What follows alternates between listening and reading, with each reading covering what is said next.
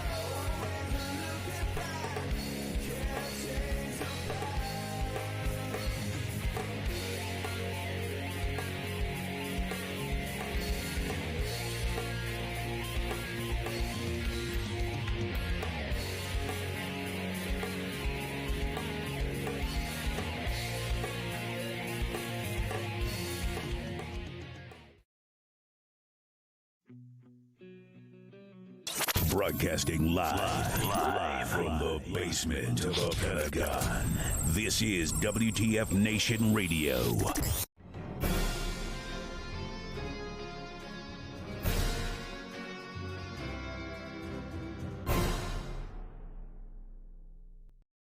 Welcome one and all. Boy, I'm dark. Hey, everybody. Welcome one and all. Today is June the 22nd, 2021. This is episode 61 of Pop Culture Warrior, the show where I stay up to date on all the ins and outs of what's happening in pop culture so you don't have to. Whew. I am CQ. I am your Pop Culture Warrior, and with me, as always, is the voice in the back of my head, the man in the bubble, the voice of the unpop cultured. Everybody, give it up. Mr. Radar. What's up, buddy? What's up, man? I'm going to raise your volume because you awfully quiet. There we go. I'm quiet. I'm usually called a lot of things, but I'm quiet. Dude, I admittedly, I am all kerfluffled right now. I am running behind, but we're here. We're live. Hey, what's up, everybody? Already, did I enjoy my vacation? Yes, I did enjoy my vacation. Thank you. Thank you for asking. On vacation was like, God, that sucks. Why the hell would anyone do I this? know people that have terrible luck and like all the bad things happen to them when they're on vacation. Yeah, but is that vacation's fault though? I mean that's true. It's not typically vacation's fault. There we go. That's a little better angle. Boy howdy. It's been a fun afternoon. Super excited today because we like oh my god, let's just couple things out of the way. First, hey everybody, thanks for joining in. We already got a bunch of people. I see you, Rihanna, Jim, Robert. What's going on? I see you, Dino. What's up, Dino? Me and Dino had a chat on the phone, man. It was good chatting with you, buddy. Christopher, what's up, guys? How are you? Christina, and say hi to Christina in Ireland for me. She had a Pinky in the Brain tattoo. That's cool. Yeah. So, hi everybody. First of all, I am back from vacation. I was in lovely Puerto Rico. I had a wonderful time. I got an ounce of color. I think I got like a little bit of, tiny bit of color. I'm a pale fellow. to begin with, but I got a bit of color. Later tonight, if you are here for our special guest tonight, right? The first hour, obviously, we're going to talk about a couple little ins and outs of what's happening in the world of pop culture. But if you are here for our special guest tonight, and I mean, really, I don't blame you. We got Rob Paulsen coming on. For those that don't know who Rob Paulsen is, first, how dare you? But secondly, like, you know who he is. You've heard his voice. If you've ever seen a cartoon, if you've ever played a video game, if you've ever seen a commercial, like, you've probably heard his voice. Rob Paulsen has done so much. I mean, literally, I was scrolling through the IMDb. This guy has like 250 plus characters that he has voiced in both TV, cartoons, commercials, video games, all across the board. He's phenomenal. Obviously, most famous for Pinky from Pinky and the Brain, Yakko Warner from the Animaniacs, Carl Weezer from Jimmy Neutron, and just like the list just goes on and on and on. So very excited to have him on the show. If we can get him on the show, we're trying to make sure that we've got all of our wires connected, and he's currently occupied. So we're hoping to have him on time and ready to go when that time comes. So, you know, fingers crossed. This is kind of one of those things, like, too, where it's like, it's hard to coordinate sometimes. Like, we think we have it. Yeah, it can be. Yep, and it's not like, I'm sure he's not like, go through those. Yeah, no. Him and his people have been the kindest, nicest, trying to get it organized. It's just, you know, last minute things come up, and you know, you scramble to get things done. And this is live. We're doing this live. Hi, if you're here live, if you're here now, you're seeing this now. We're live. Jerry Rose. Unless you listen to the podcast tomorrow. Yeah, if you're listening to the podcast or watching this as a pre-recorded video, then I hope you know what podcasts are. But Jerry says, my daughter was in a car crash in Puerto Rico. Oh, no, that sounds terrible. Sorry to hear that. That's a bummer. Hope she's all right.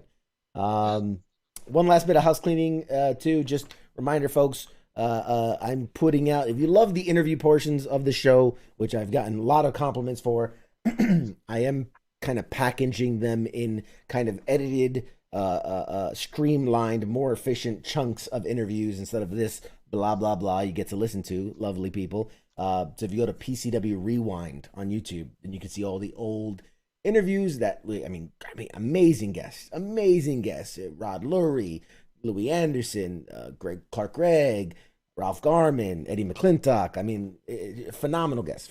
So I'm populating that with all the back catalog of our amazing interviews.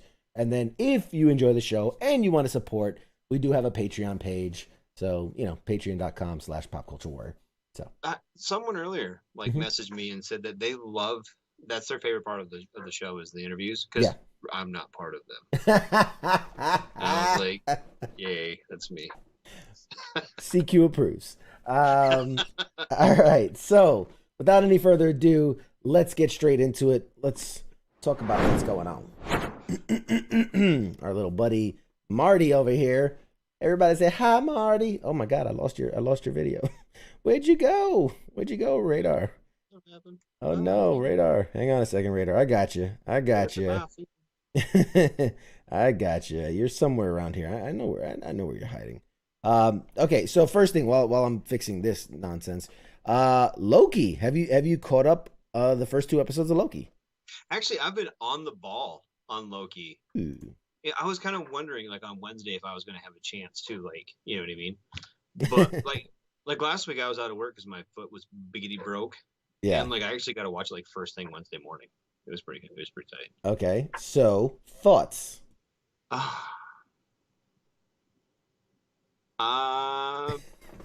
Look, it's been over a week, so we're not spoiling shit. So almost a week. Right, yeah. In fact, the newest episode, you know, later tonight, midnight tonight is when the new episode comes out. So you're gonna watch like 12:05. You're like, fucking radar. Well, I'm East Coast, so for me, they do it 12 midnight Pacific Coast. So that's like 3 a.m. for me. Now I'm usually up like 5 or 6, so I don't catch it the first minute, but within the first like 2-3 hours, technically, I catch it. So. But yeah, so, you know, first episode, you know, they figure out we get Loki from 2012 Avengers to the Sahara Desert. TVA captures him. They break it all down. He learns that the Infinity Stones aren't even the greatest power in the universe because in the TVA they're paperweights. They're glowy paperweights. And there's a fuck ton of them too. Yeah, that's what I'm kind of curious about. And I've okay, since I haven't had you around, I've had to like go to YouTube for some of these things. But I'm just kind of confused, like how. Okay, first off, that's 2012 Loki, right? He talks about the Avengers going back in time. 2012 Loki would have never fucking known about that. I mean, he says, right? I knew there was two Tony Starks because I could smell the cologne. I mean, well, they do say they can smell the cologne, but I'm just saying, like, he, in theory, should not have known.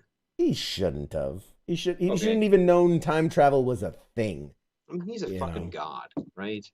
He's a god of mischief. He's still a god. Not all-knowing, you know? I mean, well, I think there's one thing we've discovered in the MCU, that no god is really all-knowing and all-powerful. I mean, that's true. At least not in the MCU.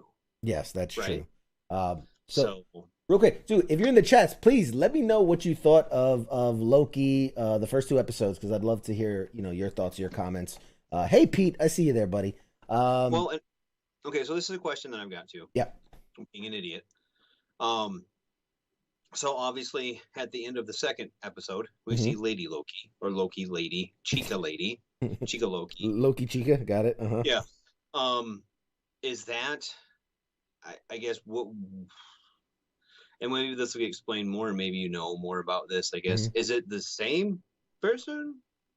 Like it's just from a different timeline? Right. Or is it so that's the idea, is that all the Lokis are the same Loki. They're just different variants, right? So you have the sacred timeline, and at some point in this timeline, something happened to put them on a different course that makes them a variant, not the Loki that should exist. So, I mean, because there's a caveat here, if that is a Loki, if it is, then she would have been in a part of the universe where, how to say this politely, when she was conceived, it was female instead of male. Like one sperm got there ahead of the other, and that created a variant. Why didn't the TVA get it when it was conceived? I don't know, but that's all. We have to see, how did she come to exist. There's a prevailing theory, I should say, that she's not actually a Loki. And even that's why she says, "Don't call me that." When he goes, "Oh, I forget what the exact line was, but she goes, "Oh, don't call," or "Are you better me?" or whatever it was.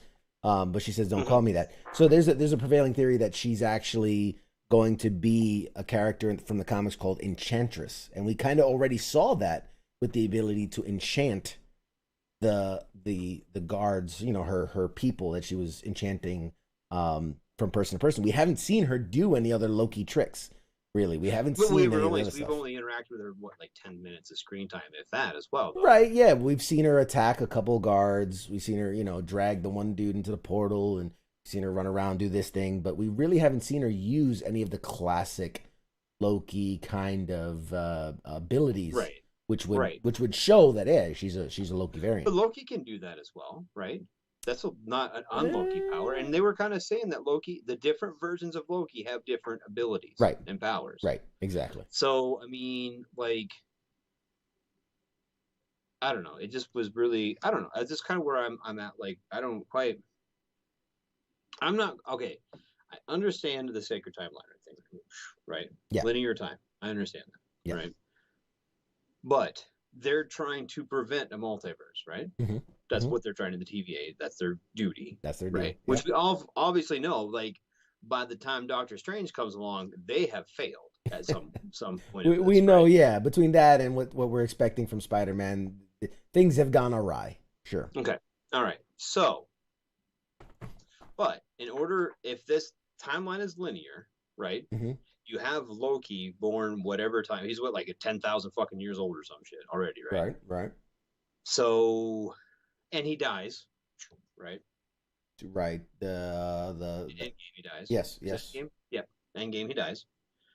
So, in this time, like the new Loki is born either before or after him, right? Can't be like you can't have like a tree branch of a different Loki in each of these tree branches when they're literally trimming those branches away, right? That's what they're doing. So you can't have like in my brain, if their job is to do, you know what I mean, to have this one linear timeline, then how can you have it expand out unless they're failing their job? So see what I'm saying? So she is either from the future or the past in this current timeline. She would have to be, right? Right. And all the different variants of Loki. I mean, with time travel kind of being the way it is, it seems very effortless. Right. Well, so to unconfuse yourself, she would exist from a timeline that they've already pruned. She has now, she's left her timeline, right? The way our Loki is not the Loki that dies. The Loki that dies is still in play. You can't change the flow of time. You're branching off of it. So this Loki that's running around with the TVA for now exists outside of the timeline that they pruned. Remember, they when they captured him, they used that charge and cut that branch. So he exists outside of time now. He doesn't have a timeline to go back to. So very much like the Lady Loki, I'm sure they pruned her timeline branch, and now she is without a place to go other than the sacred timeline. And that's why she hides in apocalyptic events. Okay. Yeah. So either way. But okay, and then so bigger question. He goes into the portal with her. Okay. Is he trying to help her or is he trying to catch her? Oh, that's I mean, with Loki, yes. The answer is yes. He is going to do what is most advantageous for him. So if in the moment helping her gets him what he wants, he will do that. If capturing her leads to his most desired outcome, he'll do that. But also, too, he hasn't really said what he wants. Well, that's the thing. I mean, he kind of made it. He made an allusion to, or alluded to, like wanting to take over the TVA. Yeah, he wants an audience with the timekeepers, and obviously to steal their power, or I don't know, kill them or take over. I mean, who knows? It's Loki. He's delusions of grandeur is kind of his thing. So yeah. So hey, Haley B says, hey CQ, I'm Haley from Delaware. Looking forward to the interview tonight. Yeah, so am I. You got to see him twice. Planning to see him again when they do Animaniacs live in Cleveland. That's awesome. Thanks for checking us out, man. I appreciate that. I'm excited. You're here. Yes. Who else? Philip. I lost my. Oh, Philip. I'm sorry. I lost my 16-year-old cat Dusty on Father's Day. She was here when I got back from 3 deployments and a tour in Korea. This is also my first Father's Day with my son. Well, I mean, sad that your cat passed away. I mean, 16 years, that's a good life. That is a good, long life. So congratulations for that. And your first Father's Day with your son, that's awesome. I'm so happy to hear that. It's awesome. Scott says, I'm not too sure on the concept, but Natalie Portman is becoming Lady Thor. We're gonna talk about Lady Thor. Give me a few minutes. We're gonna cover that as well. Yes. So let's move on to some other things. I am excited to see that as well. Hang on a second. We seem to be having a caller. Looks like we're getting a caller. All right then. Hello, caller. Who is this? Oh, whoa, hey, whoa. What happened there? I seem to have. Sorry about that. We seem to have lost. My Skype connection went out. What happened? Sorry about that. Hello, who's here? Everyone back. Are you back? Yeah, I'm back. Hello? Hello. You can hear me, right? I can hear you. I think the caller, I don't think he stuck around. Okay. Well, there? Caller, are you there? No? All right. Sorry about that. That was weird, man. My Skype connection just dropped. That was strange. So, no, if I call back. Yeah. I'm gonna not mess around with the call feature right now, so I don't lose Skype again. All right, let's move on to some other things. Speaking of TV news, yes. I have an interesting one. That's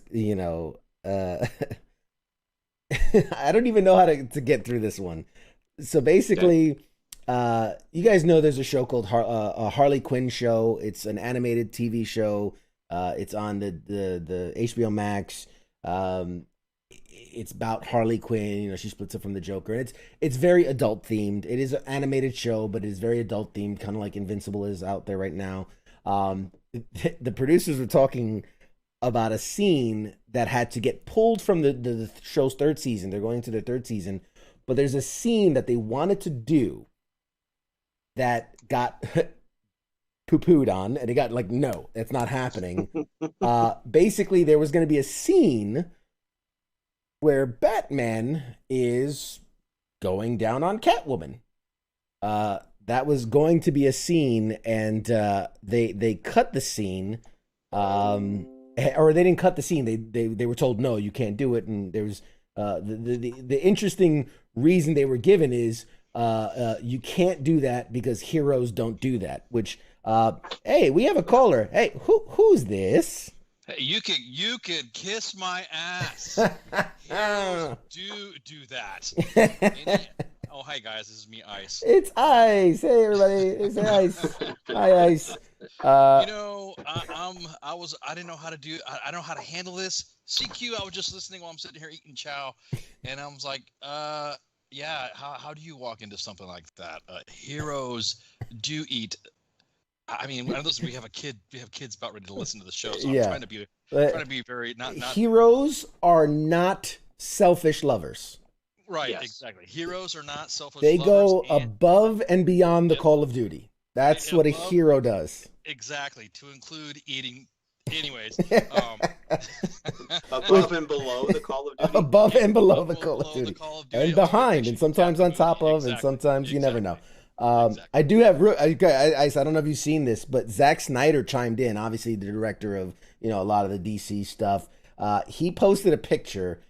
Kids, avert your eyes. That he's with only the caption of canon, like meaning like this. Yes, this is real. Right. It's a compromising photo of Batman and Catwoman. So if this comes from the director of some of the DC's finest movies, and there you go. There's that's it. I mean, it's canon. It's canon. It's canon. It's canon that Batman heroes munch the box. Heroes do, in fact. And not only that, do they munch the box? They do it with the same amount of energy, and they right. Exactly that. Canon in the Snyder universe, he eats the box. I mean, you got to think about it too. Yeah. Catwoman, she's a freaking hooker, dude. She is a woman of the night. She is the, you know what I mean. So it's kind of like, how could you avoid? I mean, that. If anything else, she's probably showing Batman what's up. You know what I mean? But I'm just, again, I'm sorry. I just mean to chime in because that's BS. When someone says heroes don't do that, heroes do that. Yeah. So heroes out there. Yeah, but what if she's hold on one? So if she's a lady of the night, you may not want to brave that one. You gotta, what I mean? She's. Well, are we talking? I mean, Catwoman. Yeah, she's Catwoman. Catwoman. I mean, we don't know. I mean, it's individuals. It's not like. I mean, you can't judge. You don't know that. I mean, first off, they're all both in hot latex. That's so sweaty and sticky. And stinky. So you don't know that. For all you know, God, we got kids coming on here. I can't really. I'm trying so hard. I mean, what was it? They had that great Batman comedy skit where he's like, "I'm in hot latex all day. It really seals in the flavor." It's great. Batman. But I will say, like, I get the like we can't sell toys to kids and be showing this. Like, I get from a business perspective, but yeah, the wording was not good. Like, if you just say, "Hey man, we can't show that. We can't show that on cartoon." Okay, I get it. Right. I get it. Now, but to say the quote, "Heroes don't do that," that is just no. That's an atrocity. Wrong. Right there. A straight up atrocity. Yep. Heroes do that. I don't care. I would have bent her over like a freaking pretzel to do that. That's the way you do it. Look her dead in the freaking eye while you're chewing on the beef curtain. I don't give a shit. Nice. Great hearing from you, Ice. And now we've been canceled. Okay. Hey, real quick. What's up? I have an announcement to make right quick. And this is on a serious note. From Fort Benning, Specialist CM has been found safe. He turned himself in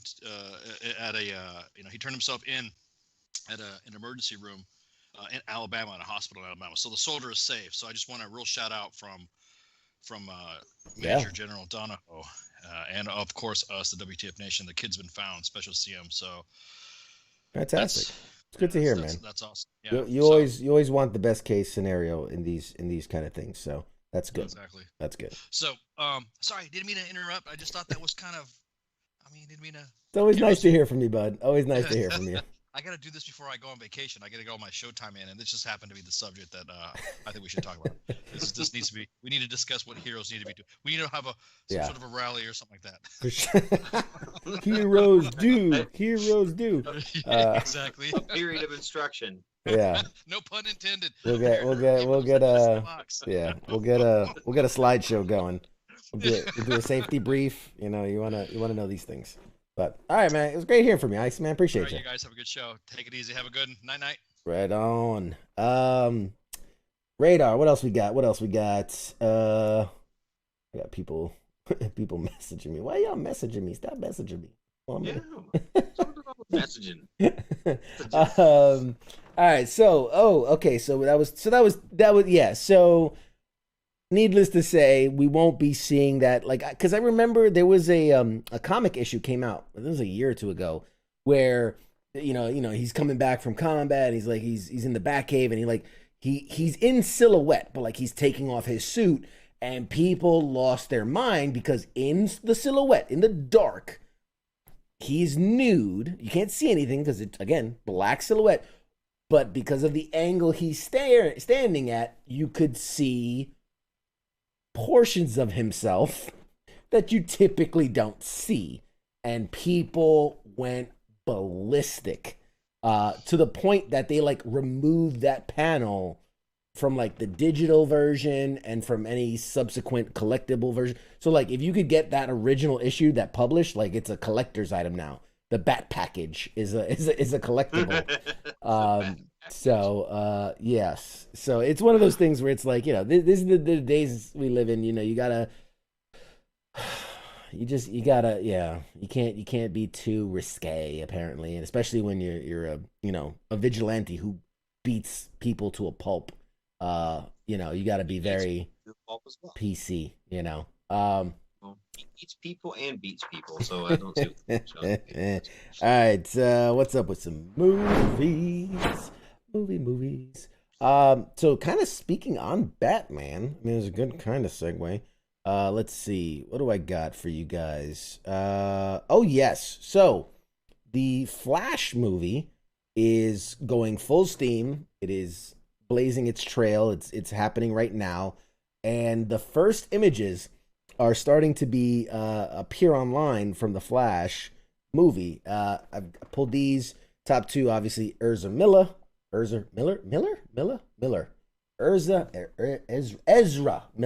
Jesus, I can speak. I swear to you, I can speak. Ezra Miller, who is playing the Flash. Obviously, he's in some type of, I guess he's going to court or something. In the bottom left, you can just make out that is Michael Keaton, the 1989 Batman in the house. Which, from what I've heard, I've seen some screen grabs. They're like going to stay more or less faithful to that 1989 Batman look, which is awesome. And then right there, we have our first look at, I believe her name is Sarah Callie. Sarah Callie. She is playing Superwoman in this. How this all comes about, what version of Superwoman, I don't know, because typically isn't Superwoman blonde? I'm not the biggest Superman, like, all about them, but I always thought Supergirl was blonde. Maybe that's just me. But, yeah, so obviously she's inspired. There was a take on her. I think there was the Injustice series where basically, like, this look is what I'm talking about. Obviously, the look is based on the character of God, what was her name? Laura Lane Kent, something like that. But basically, she was the daughter of Superman and Lois Lane. So that's not what they're doing here. They're obviously going with Supergirl. I'm assuming Supergirl of, I don't know. Maybe they could be. Maybe they could be going. I don't see it. I don't know. I'm spinning here because we don't know what version of Supergirl this is. She very much looks like the version that was the daughter of Superman and Lois Lane. but like that's kind of far fetched. That is a tiny pull of a character to bring into a movie like this. So I don't necessarily know if that's the route they're gonna go. Maybe more traditionally, I'm his cousin from the other thing and the thing. So we'll see. But I don't know, man. What do you think, Radar? What do you think the look? I mean, obviously, there's not much to see with Flash and Batman here, but I'm digging the costume. I'm digging it. It's a take. You know what? The thing that I keep coming back to two things. Mm-hmm. One, that fucking tie is ridiculous. Well, yeah. Okay. Yeah. And the print is fine, but the square bottom, it's really bothersome. Two, he's wearing a suit without a belt, which is ridiculous. I mean, he's the Flash. He needs to be able to change in a flash, so the belt would get in the way. Is it Superwoman or Supergirl? What are they going with for this? It's still it's Supergirl as far as we know. The title is Supergirl. Which iteration or version or character arc of it is, we don't know yet. Okay, but I like her costume. I think she looks fine, and I've seen some other things too with her, kind of whatever. I'm kind of excited about it. Nice. She should do fine, I think. Yeah, I get nervous because they're putting a lot. This is a Flash movie. This will be the first ever Flash movie, but we already know confirmed we've got Ben Affleck's Batman. We've got Michael Keaton's Batman. We got Sarah Kale as Superwoman or Supergirl. Like, and then it's going to be a Flash story. There was supposed to be a big part of it that had to do with Cyborg, and then that was a whole separate thing that happened, and now he's been pulled out of the movie, so they've taken that part out. But you know what I mean? So it always makes me nervous when you say, hey, this is our first superhero movie. We're going to throw in 27 other superhero movies, even though it's called The Flash. You know, so... And I get the storyline. They're basing this off of his Flashpoint paradox, where he messes with the timeline and creates alternate, realities and timelines and whatnot. And so it makes sense in and of the story that there's different versions of characters. But for a 2-hour movie, I don't want to water down the product. It's like if you did Iron Man 1, but, Hulk shows up and Captain America shows up and then Thor swings in and then, it's just too much. It's too much. You need to have a character stand on his own two legs. And really all we've seen of The Flash in the entire Zack Snyder verse is The Flash in Justice League. That's it. That's all we've seen. Right. And now you're going to make a movie for him. But again, it's like he's not even. Everybody's more excited about Michael Keaton coming back as Batman than Miller as the Flash. So I don't know, man. I don't know. What? But I would. Cause you're funny, dude. You're funny. I don't know, but so I'm thinking like this is me. Yeah. Okay. This is Radar's opinion of this. Please. And it kind of seems to be the more that DC chases Marvel, the kind of shittier their content is. The more diluted it feels. Does that make sense?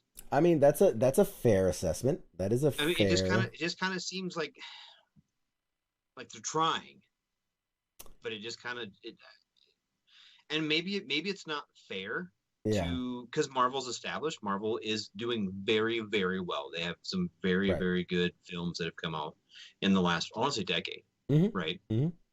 And DC is kind of building and evolving, right? And if you look at they're trying the progression, they have made some steps in the right direction, I think. Right? I mean, do you think I'm wrong on that? Like, I think they're getting there. They're working in the right direction. They're not getting worse. Yeah, they're figuring it out. Sure. Yeah. They're trying to. I mean, they're maybe not as fast as Marvel did, or maybe not in the same direction. And I think maybe it's not fair to compare them direct apples to apples to Marvel at this current juncture.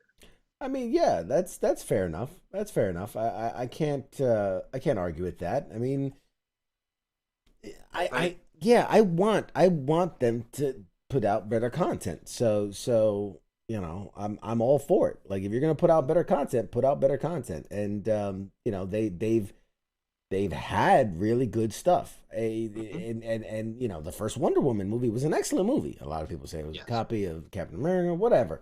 But it was an excellent movie. Like Shazam wasn't a bad movie, and the Joker movie. Say what you will about it. It was some people liked it, some people didn't. But yeah, like just I don't know why it seems to be so difficult for them to take characters that everybody loves. People buy this stuff in the millions, and keep putting out stuff that just like people are like, why? Why are you doing this? Why are you doing that? Right. You know, it's just yeah. And I think that's kind of more from the top. You know what I mean? I really do. It kind of seems to be more from the very top down.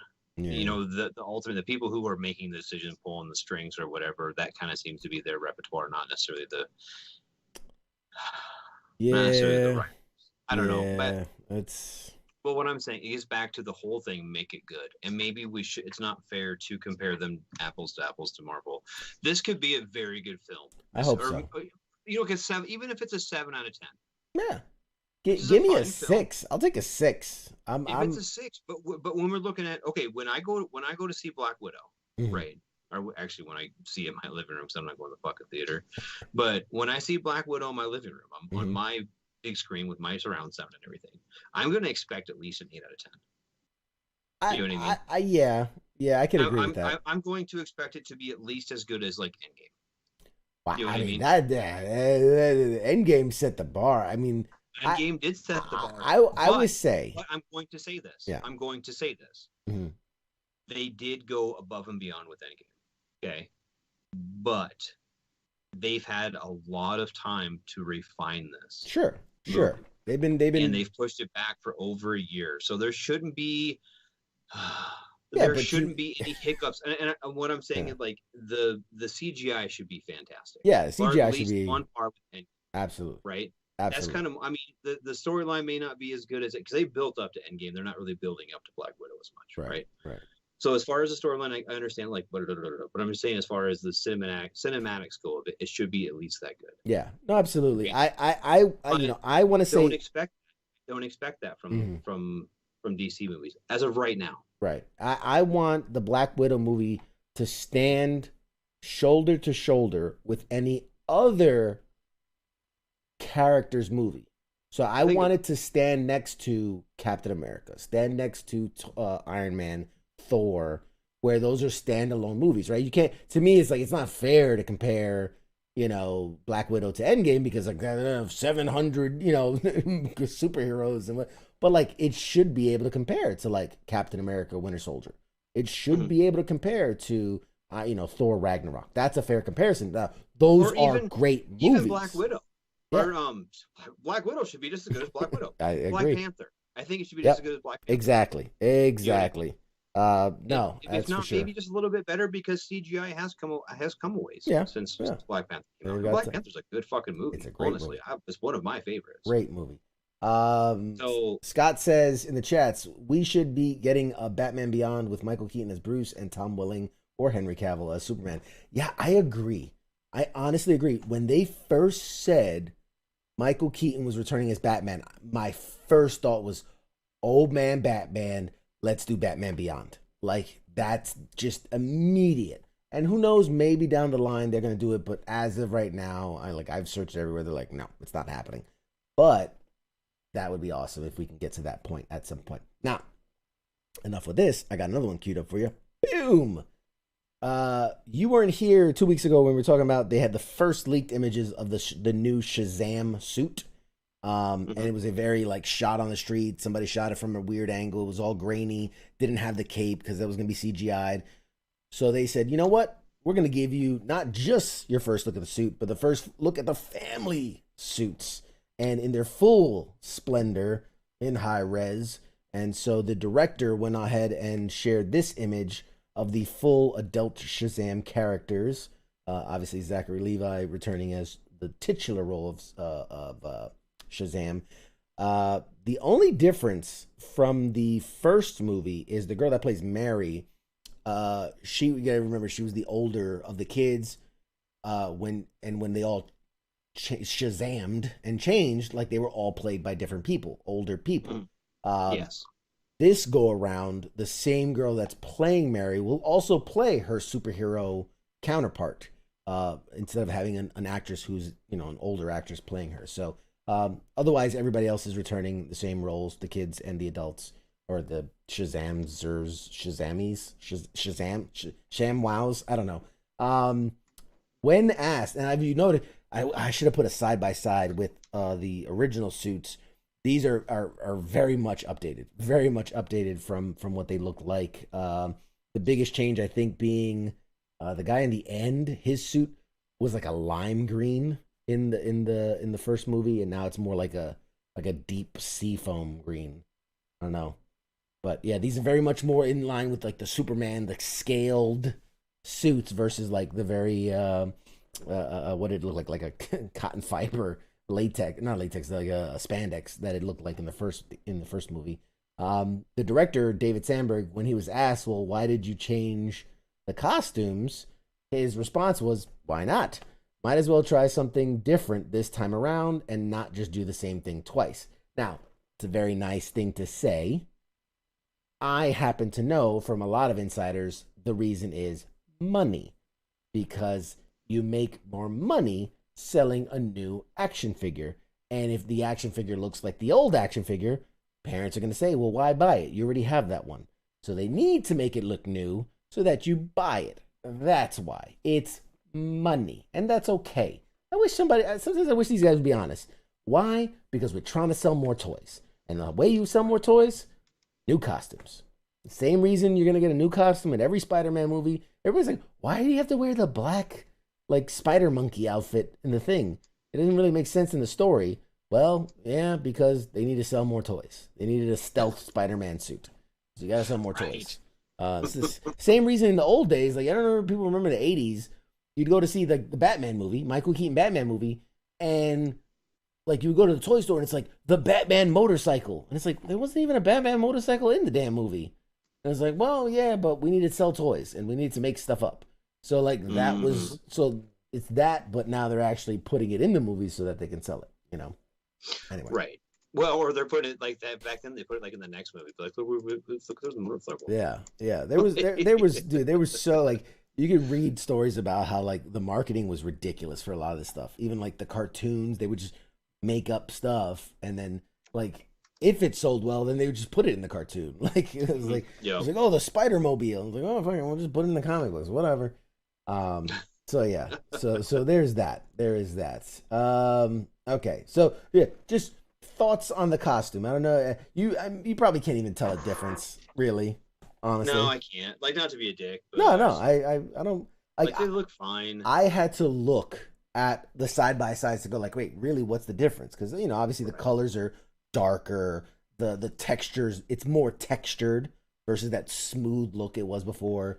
The lightning bolts for some of them are a little bit smaller. I know, like Mary, the white girl. Yeah, okay. She had the biggest change. But here's the deal too, and this is where people nerdier than I really geek out with this stuff, Sure. right? Sure. Like at the beginning of like Falcon and the Winter Soldier or WandaVision or Loki or whatever, like, oh, the Marvel at the beginning is a little bit different tint of green, and it means that Yeah. I don't give a fuck what it's supposed to mean, dude. I want to watch the show. Like, fucking get away from that shit. Like, oh well, the arrow's a little bit bigger on him, and it's just a little bit this. Just watch the shit fucking movie, Sure. dude. Like, you know what I mean? Like, people get way too caught up on like the little minute details and like what's it foreshadowing if you can see her nipple in this shirt. What's it matter, dude? Like, watch the show. Like, so that's kind of where that's where, like I said, people nerdier than I really differ when it comes to some of these things. I noticed when Marvel came out that it's Loki green on Loki. Yeah, you know what I mean? The Marvel Studios logo comes across. It's the green, and it does that in with every movie. with Like, I gold. get that, but but when it's like, oh, was that one a little bit darker green than last week's? Like, what's that supposed to mean? I mean, what's the underlying meaning of this slightly different? I get you. But at the same time, like, I really do feel that the creatives at Marvel, they throw that stuff in there really to I don't know, feed that flame for people. If you watch WandaVision, if you go back and watch it, you know, like every good sitcom, the first thing that would have previously on WandaVision, right? And if you line them up, everyone she actually the tone gets more mellow. The first time she's like, previously on WandaVision, but by the last one she's like, previously on WandaVision. Like that was a little. It's just a subtle thing that you're right. It means nothing, but it's a creative choice that those people that inspect all the minute details, they enjoy that stuff. They did that to kind of set the tone and set the mood. Sure. Right? Sure. So if you are just chilling out and you're watching the show and you're not paying, I'm not saying not paying any attention, but you're not. Yeah, you're not hyper every focused. Thing. If you just hear her come on and say previously on WandaVision, first, how she was in the beginning towards the end, like it sets the mood for you. You don't have to think about it. You know what I mean? Sure. And that's the point of them doing that. The point of them is not to give Easter eggs for some fucking YouTube genius to try to figure the fuck out if it's 3 octaves lower or not. You know what I mean? What it is it sets the mood for the viewer to kind of to get into the show, to immerse themselves into the show. Yeah. I guess that's where, and I'm not, the costumes look great. I think they look fantastic. And I really am excited. Medium excited, if I'm honest. I'm medium excited. I really am medium excited about it. But at the end of the day, you know what I mean? Like, I get you. I get you. I 100% get you, man. But I'll go back to the Supergirl we just discussed. Okay. And this lady Loki and all of these things, and like now the new Thor is going to be Natalie Portman or whatever, and all of these things, right? Like, and I know there is some for like Lady Loki and Miss Thor and all these like they were actual comic book characters. Sure. Right? So there is some canon direction for these, right? Yep. I don't know if Supergirl in DC Comics was ever a Latina girl or not. I think she was at some point. Probably. You can make whatever you want. She's a fictional character. You could, yeah, you could. You know what I mean? Like, make her whatever you want her to be. You know what I mean? Like, and they're like, well, Carol Danvers might be a lesbian, so does that make her less of a Captain Marvel? Like, you know what I mean? Like, and I think sometimes that when they get into that PC attitude of it, almost detracts from the character. Does that make sense? Yeah, I think I get what you're saying. I want Captain Marvel to be Captain Marvel. I don't give a shit who she fucks. You know what I mean? I don't care who she sleeps with. Yeah. Or who she finds attractive. I want to see her do cool fucking kick-ass shit. Yeah. Yeah, absolutely. And I do think that there should be representation for, for all kinds of people. I mean, absolutely. Absolutely 100%. 100%. Yeah. But don't make that the crux of the don't make that's not the selling point of the character. Exactly. You don't go around and be like, this is my friend, my gay friend. Look at him, he's gay. Like, no, it's Bob, it's Bill, it's whoever. Like, I don't know. I call some of my buddies I call gay. I don't know if they actually are gay. Actually, I know they're not gay, but I call them gay. Yeah, that's a whole different thing. That's a story. All right, one more. I got for you in the movie category. So this would be, we were talking about Lady Thor or Mrs. Thor. I don't know, whatever you're gonna call her. This will be our first look at what she's going to look like in the movie. Now, we have no pictures of this. This comes from the film crew apparently got t-shirts with the logo done up, and it has the logo of Thor, Valkyrie, and Lady Thor. So this is the closest we have so far to what Lady Thor will look like, and we get clues from here, right? We get clues that Thor is back in shape. He's got some new armor. He's still carrying Stormbreaker, and Lady Thor is holding Mjolnir, meow, and she's rocking the full helmet. The look very much feels inspired from the comic book, which makes sense. Yes. And I do have it confirmed that, much like the character from the comic book, when Jane Foster became Thor, because they don't use it Lady Thor, she became Thor. Yeah, she's just Thor. Yeah, she's just Thor.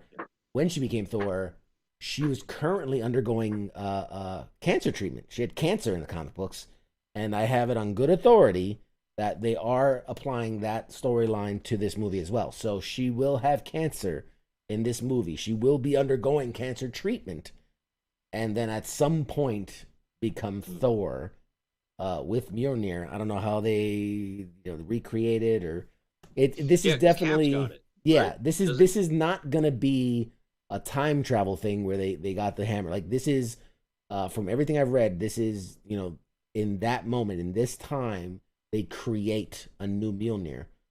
It probably won't have the same enchantments that the old one had because Odin's gone. I don't know. So maybe maybe that's why she can lift it because anyone can lift it back too.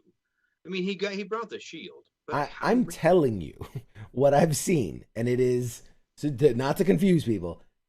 This is a brand new hammer. It is Mjolnir. It is a replica, but it is a brand new hammer. It's not brought from an alternate timeline or looped back like Back to the Future style or Cap brought it back. This is there was a scene filmed, I think it was in Ireland or Finland or wherever, where it kind of shows her, or like she grabs whatever. I don't want to spoil it for anybody, but yes, it definitely looks like a new hammer, and she will have the power of Thor. So, oh, good. There you go. There's that. Yeah, but if she has a new hammer, then anybody can lift it up. It's not really as cool a hammer. I mean, right? Because Odin is the one who enchanted it. He enchanted it to make sure only the worthy could carry it. So far there's been what? Vision, Cap, and Thor. That's the only people that we know of. And well, Hela was able to catch it and destroy it. So yeah, but she wasn't able to. She kind of stopped it. I mean, she stopped it. Well, and the funny thing is, like, there was somebody pointed out in the mural that remember there was like the scene where she destroys the mural of like the past, what it was, and like she's holding the hammer in the mural, so it might have been her hammer before it was Thor's. So, possibly. Which is why she was able to, I don't know, overpower the enchantment. I don't know why she would be deemed worthy, but whatever. Or the fact is, Odin died the scene before that. Like, remember, the amount of space in between Odin dying, which means maybe his enchantment died, to Hela catching it was seconds. So for all we know, Loki could have picked up the damn hammer. Like, the enchantment could have died with Odin, and that's why she was able to do it. I don't know. I'm just spitballing here. I don't work for Marvel. Either way, the point was, costume looks dope. I like what they're doing. And I'm excited for that movie because I think it's going to be dope. So, okay, last thing before we go to break and get ready for Mr. Rob Paulson, they just dropped a new trailer, the last trailer for the Suicide Squad, coming out very soon. So let's all enjoy the trailer for Suicide Squad. And if you have young ones around, maybe just cover their ears for a second. Yeah. All right, that was the Suicide Squad trailer. I love it. That cracks me up, man. James Gunn has just the wildest mind to come up with this stuff and put it and the way it's shot and just, oh man. What do you think? You into it? You want to see it? Probably. Want? See, this is different. This is different, and this is where I think you and I differ. Mm-hmm. Where you get excited and look forward to it. Mm-hmm. Mm-hmm. I'll watch it. I'm not gonna get like super excited about it. I'll watch it if it's good. I'll enjoy it. Yeah. You know what I mean? Like, I'm not really excited. Hey, that's okay. That's okay. I mean, I don't hate it, but I feel like I'm being mean to DC movies. Right? Hey, am I being mean to if DC it's movies? good, it's good. I can respect that. If it's good, it's good. I'm looking more forward to it than I am like the Supergirl Flash movie, I think. Okay. Rock on. All right, guys, we are going to go to a short break. We will be back in just a few minutes. Guys, we've got Rob Paulson coming on. I'm so excited. Don't go anywhere. We'll be right back after these commercials. No, we'll be right back after this break. We'll see you guys. Shots.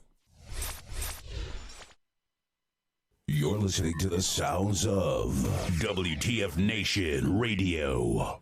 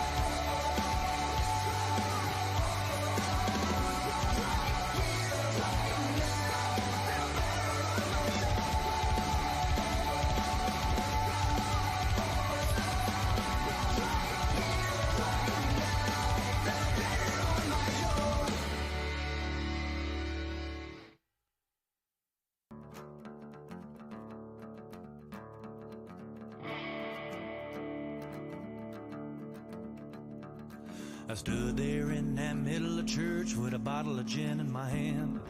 I'm looking up at the rooftop like I'm trying to find my long lost friend. My days turn to nights, my nights turn to weeks when you're living life on the road. I'm halfway back to New Orleans with a few more drinks to go. I said, tip 'em on back. Well, let's tip 'em on back.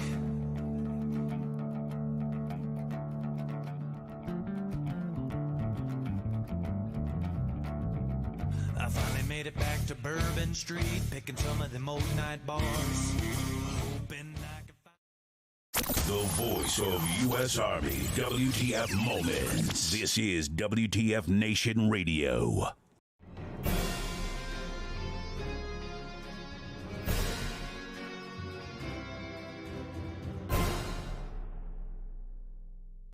Hey guys, welcome back to Pop Culture Warrior.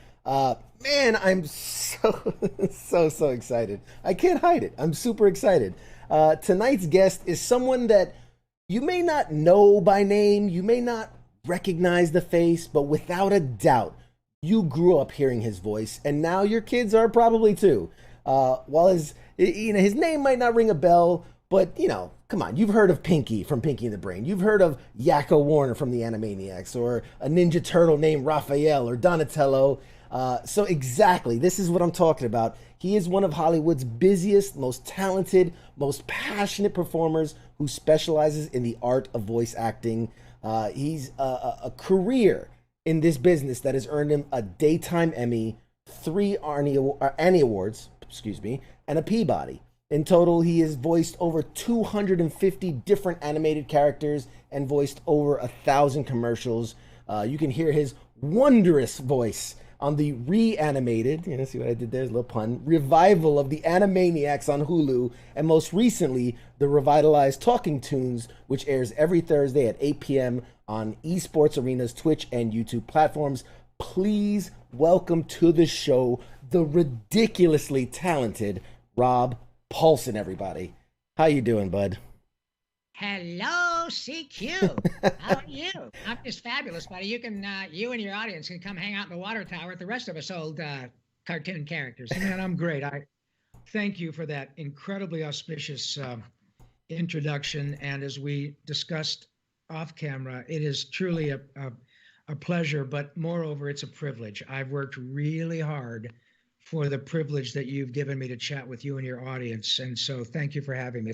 It's a gas to be here. Oh man, the pleasure and joy is all mine. I can assure you. I didn't tell you, but just we're such kindred spirits. I held your cam just a little bit longer, so when you slipped right into character, people only saw your voice, only heard your voice. So because I just knew you would slip into character. And I wanted people to hear it first and now see it. But we can see you. We've got you. People are already lighting up the chats, excited to see you. I did something special also, which the audience can see it. I know you can't. Typically, it's a 2-screen. They see me. They see you. I've adorned your frame with just a number of the characters that you've voiced over the years. So we've got Yakko, we've got Raphael, we got PJ, the Riddler from the Lego video game, Major Glory, Pinky, Spike. One of my favorites, I grew up playing Metal Gear Solid, and I had no idea that you voiced Gray Fox. So Ninja, that's me, baby. It is so insane. Like, I had such a respect for you and the characters that you're well known for, but when I always like to deep dive on the people I'm talking to, and my God, sir, it took me hours to read through your biography and to read through your history, and to know you started in the late or early 80s, and the sheer number. There's a great website that you can learn about people and who they voiced, and typically they'll have like 5 or 6 pictures of the character. Yeah. Yours just scrolls and scrolls and it just doesn't stop. So first, I don't even know, like, wow. But the first thing I want to do is, I always, being that we're a military themed, veteran show, sure. I always like to ask, the first question is just, what's your connection to the military? We all have, we either served ourselves, we have a family member, a friend. What is your connection to the military? Well, at the risk of sounding too obtuse, the fact that I live in a country that has the finest military in the history of the world, moreover, is by and large, history is history, but the men and women who have served in the past, who continue to serve now and serve in the future, are, in addition to being protected of all of us, you guys, as they say, I play superheroes on TV. You guys are the real deal. Moreover, you are always called upon. I don't care how many countries badmouth us, how many mistakes people make. You get the bad apple every now and then, whatever. When shit goes south, who do they call? Mm-hmm.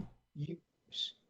And that is the best, most important connection, to be a citizen in the greatest country in the world and understand that if I were a young child in a tsunami-stricken area of a third world country, the first people, in addition to the folks who live there, that would come and save me and my family, is the U.S. military. And so I don't even really truly know how to quantify my gratitude in terms of, but it's enormous. In terms of personal, my dad went to a military high school. He was in the military in the late 50s, and then he was a captain in the Michigan National Guard for 20 years after. My partner in Animaniacs in Concert, the gentleman who wrote United States, Canada, Mexico, Panama, Haiti, Jamaica, Peru, and many of those other songs you love from that show. Randy Rogel is a West Point grad, and we are on the slate of doing shows overseas at Ramstein to do shows for the military. Turns out a lot of folks in the military like Animaniacs, man.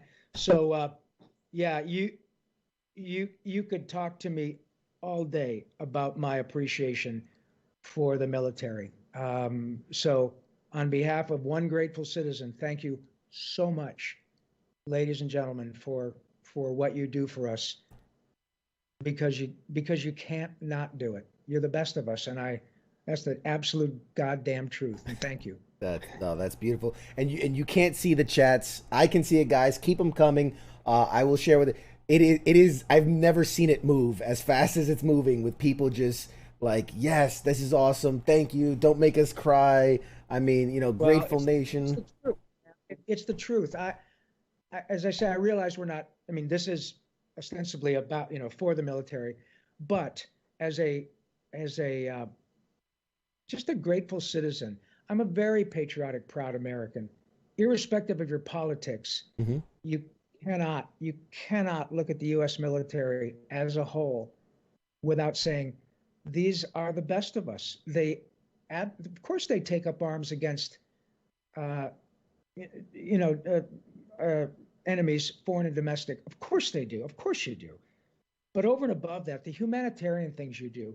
And as I said, you can have people will badmouth us 6 ways from Sunday. Let me tell you something. If Vladimir Putin has a meltdown at another nuclear reactor and things get really shitty over there, it's not going to take too long before it's, hey, man, I know we don't agree, but would you mind sending a couple of hospital ships? Would you mind? Of course we would.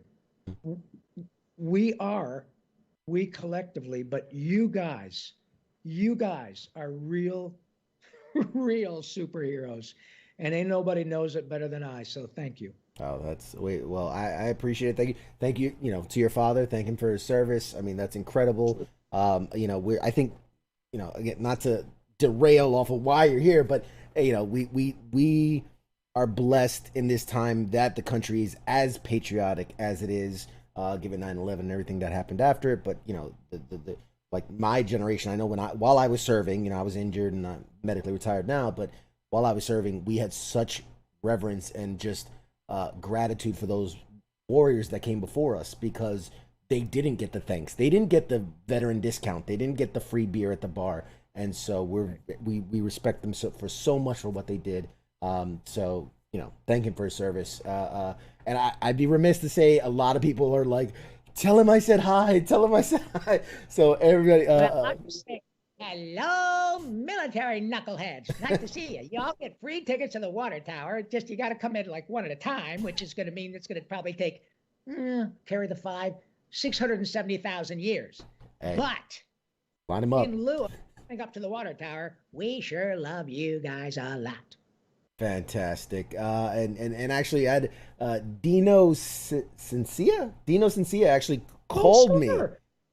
Dino's a good friend of mine. He and his family live in Ohio. Hi, Dino. Nice to see you, pal. Yeah, he called me on the phone a good hour before the show went live. So this is 3 hours ago, and we had a lovely conversation. And he spoke so highly of you, and it made me like I know how I feel about you as a voice of my childhood, but to know that there are these people that have that interaction with you and have seen you out in the world and have such a connection with you, and everyone speaks so highly of you. I mean, the way you've cultivated that relationship with your audience, with your fans. I mean, what drives that? I have to know why you don't have to be that way. So why be that way?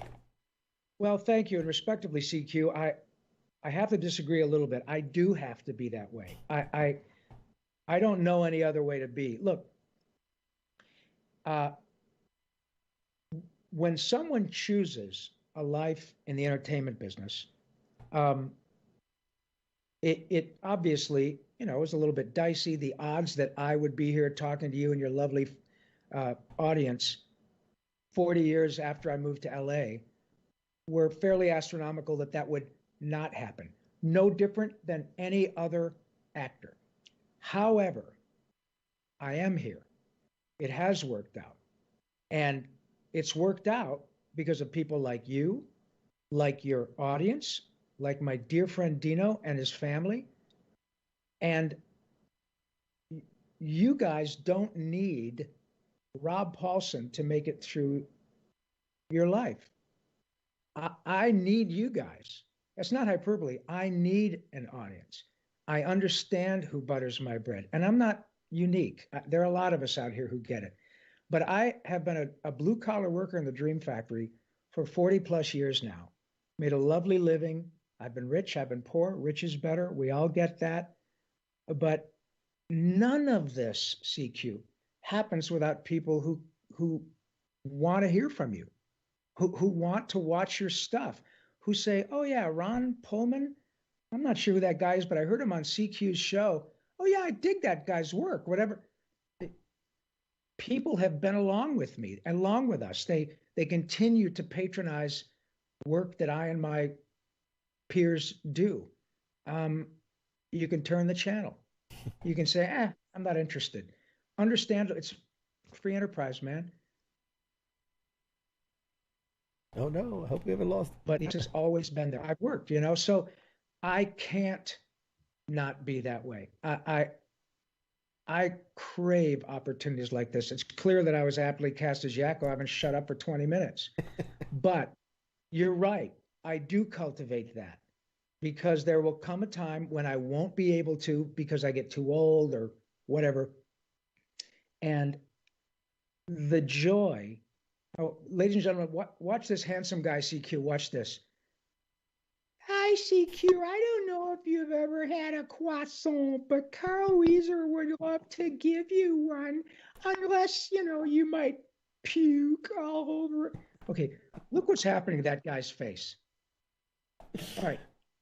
People they do what you're doing, and there are probably folks watching who are actually getting tearful. Now, it's not for any other reason than pure, unadulterated joy, a connection with a very important part of their lives. Most of the time, it's because it reminds them of being a kid and enjoying their lives. Sometimes, more often than one would expect, it's a connection that reminds them that, but for these characters, my childhood was in the shitter. And knowing that, CQ, you laugh, you smile, you get all warm and fuzzy, you might get a little tearful, very nostalgic. I'm telling you what, the person who gets the biggest kick out of it is me. And I will never not be out there meeting people.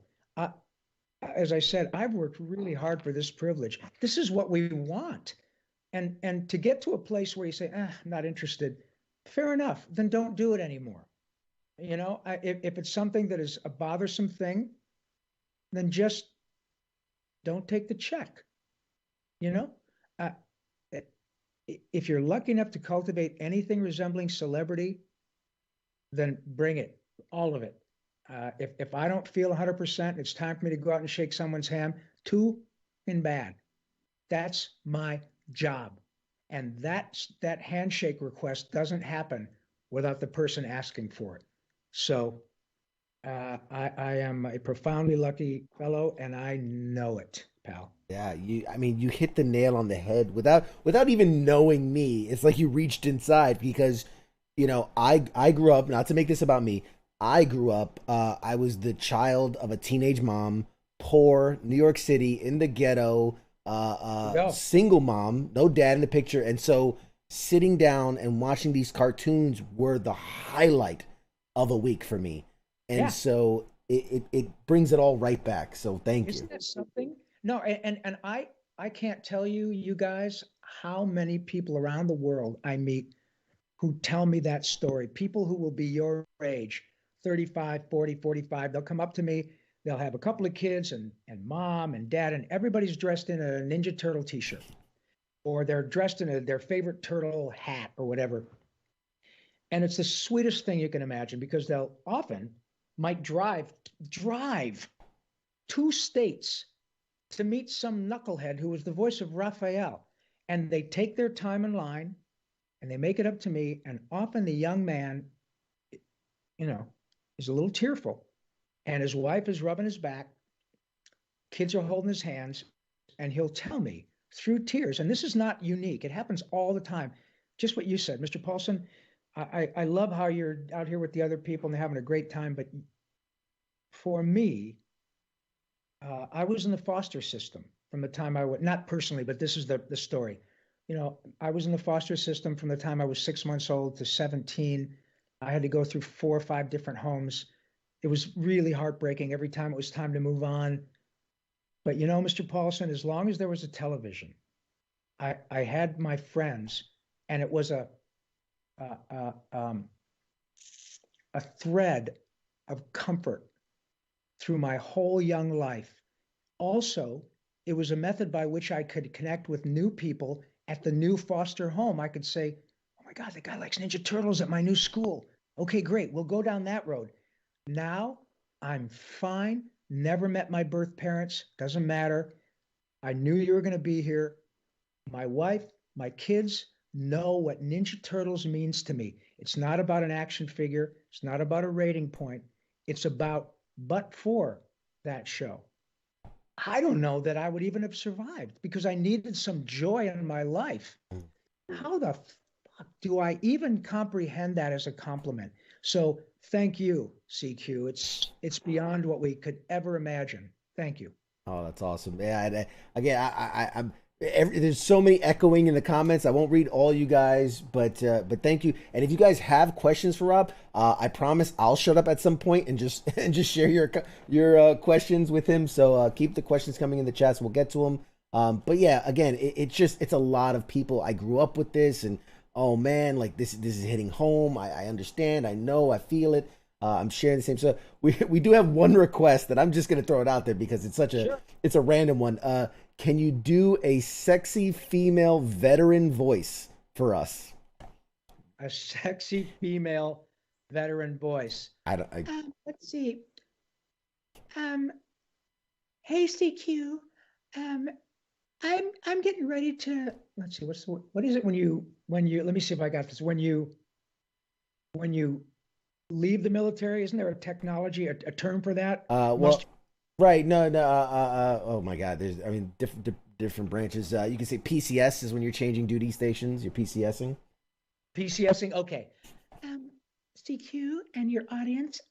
My name is Tiffany, and I'm fixing to PCS. Hopefully, I don't have any PMS, which is totally different, because right now I feel pretty good. But let's just put it this way: I've really got the hots for you, CQ.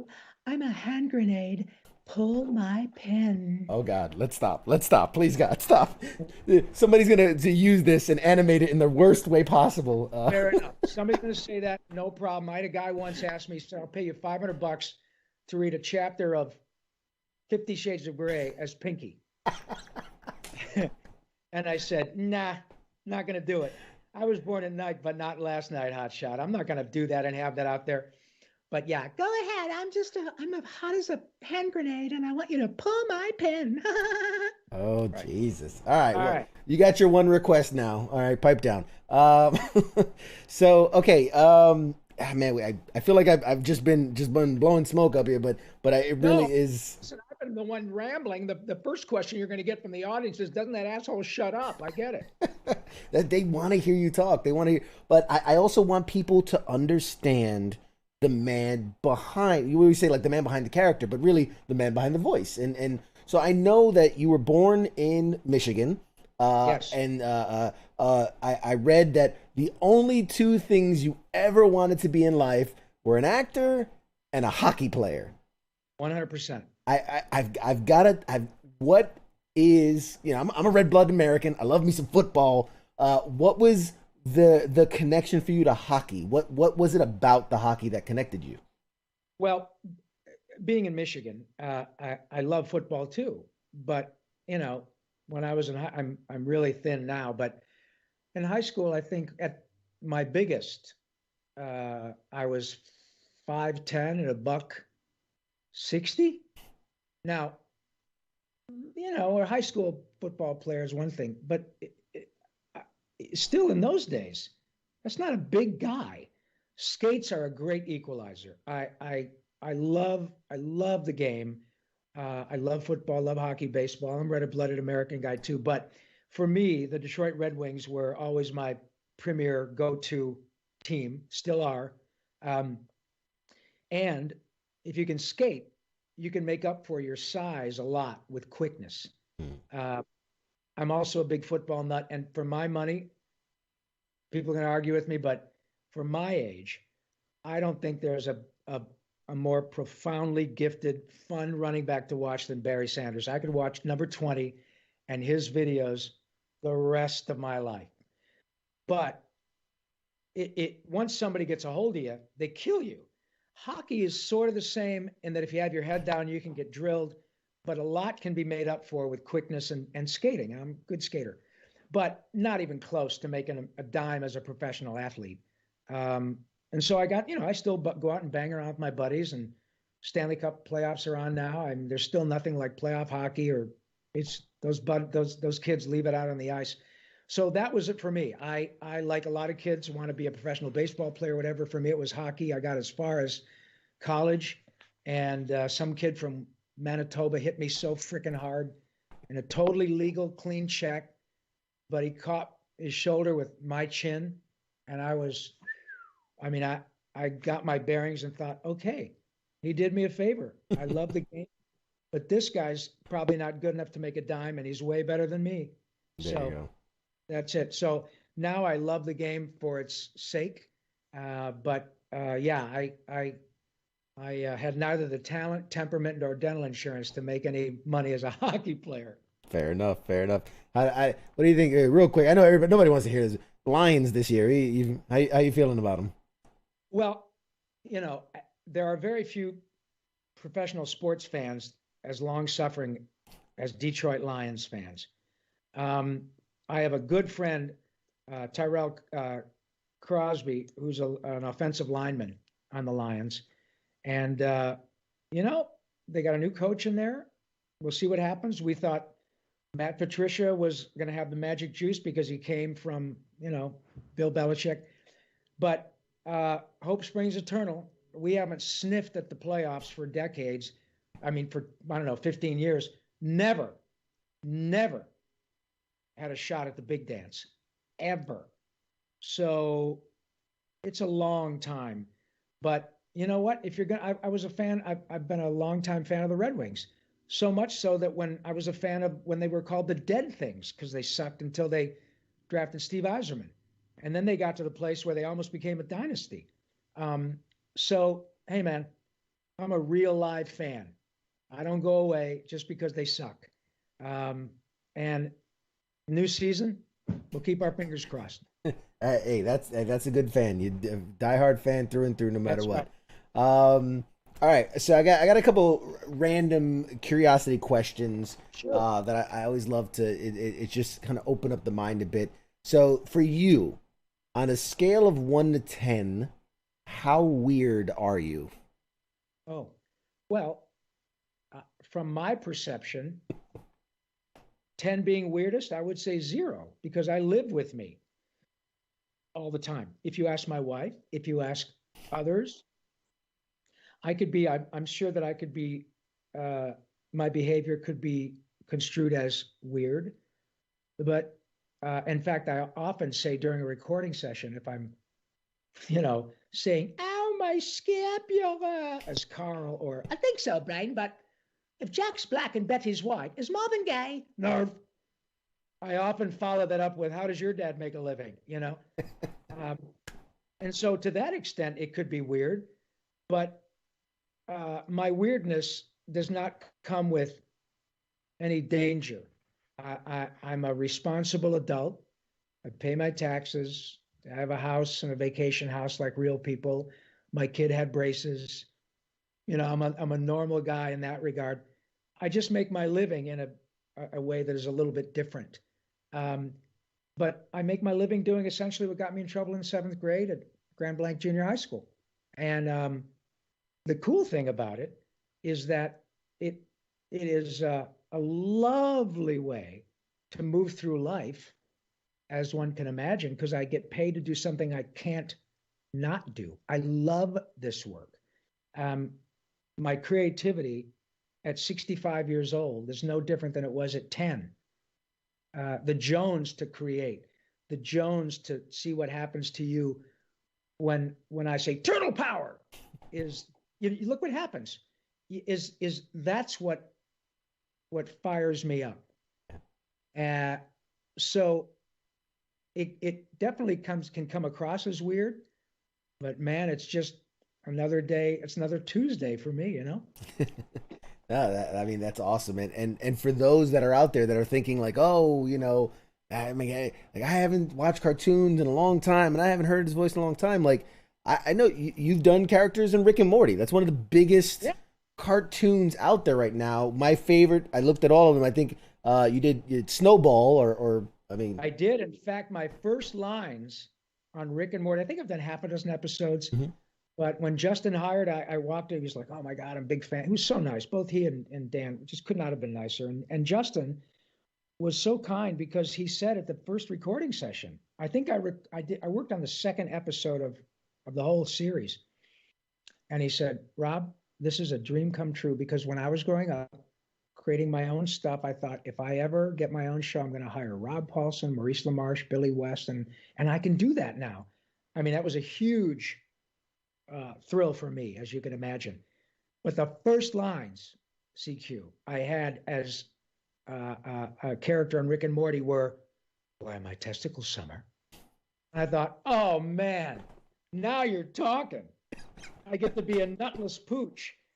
And my first thought was, well, having been married for 30 years, I know precisely where my testicles are. And so, and I got to tell you, that little critter only showed up in one episode so far. And I have had, I don't know, 500 people around the world at various events over the last few years who have said, oh my God, my favorite character is Snowball. He's only in one episode. So that's the power of that show. It's crazy. Yeah. I mean, you bring a character to life in that way. Would I be wrong to say, can I get a, where are my testicles, CQ? I just want to clip that for later. Yeah, right now. I hope we're recording. Where are my testicles, CQ? I had them before you started recording. Perhaps you should put me in the right direction so I can reattach my testicles. Thank you, CQ. Oh my God! So I'm having way too much fun with this. I've lost control of this interview. I'm just having fun at this point. So thank you for this. From the audience, and guys, I want you to ask questions. Everybody's just asking for like impersonations and like, can he say this? Can he say that? I mean, I'm guilty. I just did it myself. Sure. But whatever the hell you want, man.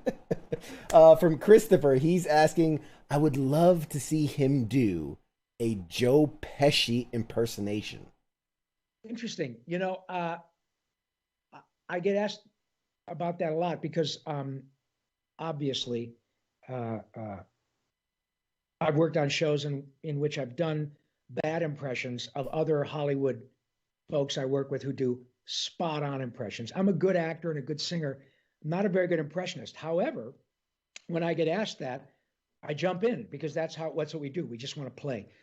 For me, I don't do a very good Joe Pesci. My friend Jeff Bennett, whom you guys know as the voice of Johnny Bravo, he does a spot-on impression of Joe. So it's kind of up here, right? You think I'm funny? What? I'm here to amuse you like a funny clown? I could do that. In fact, I did it on a show called Tiny Toon Adventures, in which I played a character called Foul Mouth, who was sort of a Joe Pesci ripoff. And they had to bleep out every other word because with Joe, you know, it's every fucking this and fucking that, you fucking.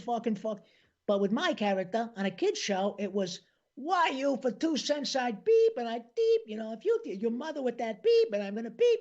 But yeah, the lights are dim and what's a goddamn movie? Beep, beep, beep. So that's what I do. I jump in and I play. And if they like it, great. If they don't, I tell them to go beep themselves and hire somebody else. Oh God, my face hurts. I'm trying not to smile so hard. Which by the way, if I'm not the biggest nerd, I've got my chocolate frosted Narfs right here. Look what you got. That's fantastic. Narf. It comes with free plan to take over the world in the box. So there you go. CQ, excellent. I'm a big old nerd. From Christina, legend Rob Paulson, proud to have a Hollywood Walk of Fame star tattoo dedicated to Rob. Just got a new Pinky in the Brain tattoo. Big love from Ireland. Can't wait to meet Rob 2022 in Dublin. Bless her heart. We're going to be at the Dublin Comic-Con in March of 2022. And our sweet friend, how wonderful is that? We have this technology in which our friend CQ can connect with all these great folks, including my dear sweet friend, Christina McElwain from across the pond on the Emerald Isle in real time. How great is this? Now, thank you, Christina. You're so sweet and so supportive. And keep my fingers crossed. One day, maybe I'll get a real live star on the Walk of Fame. We're going to start a petition. We're going to start a movement, not a petition. We're going to start a movement, and it's going to be voiced by you. Every person is going to be voiced by you. And people might not know you're really into giving back. Obviously, with your fans. Obviously, that we've established that well beyond this point. But also to different charities. I've seen you do work with autism. Yes. I was personally very excited to hear that you've given back to Wounded Warrior Project. It's an organization near and dear to my heart. It's helped me out in my life. What again, I hate to say, like, what motivates you, what drives you to give so much of yourself? Because now you're not just doing it as an everyday fan, but all of these groups that could absolutely use your support. Well, again, I think it goes back to me as what we said earlier, is that I can't not do it. It was drilled into my siblings and me from the time I was very young that we hit the lottery in our lives, that we were born into, by the way, as a side note, please give my regards to your mom. She's done a remarkable job. And speaking of superheroes, a single mom in New York City, shut the front door. That's a superhero. So please thank her on behalf of a grateful, person on your show. That's the real deal. What your mom did and got you to where you are today. That's the real deal, pal. So when I was young, it was made very clear all the time that, look, nobody owes you anything, kids. You were born into a family and have two parents who love you in the greatest country in the world. My father would often, maybe once or twice a year, would just take us for a ride in downtown Detroit. Didn't have to say a word. It was, wow, holy smoke. I reckon I got it pretty good. And with respect to what I do and why I give back, and I seek out opportunities, is because I'm in the happy business, CQ. My job is all about bringing life to characters whose reason for existing is joy.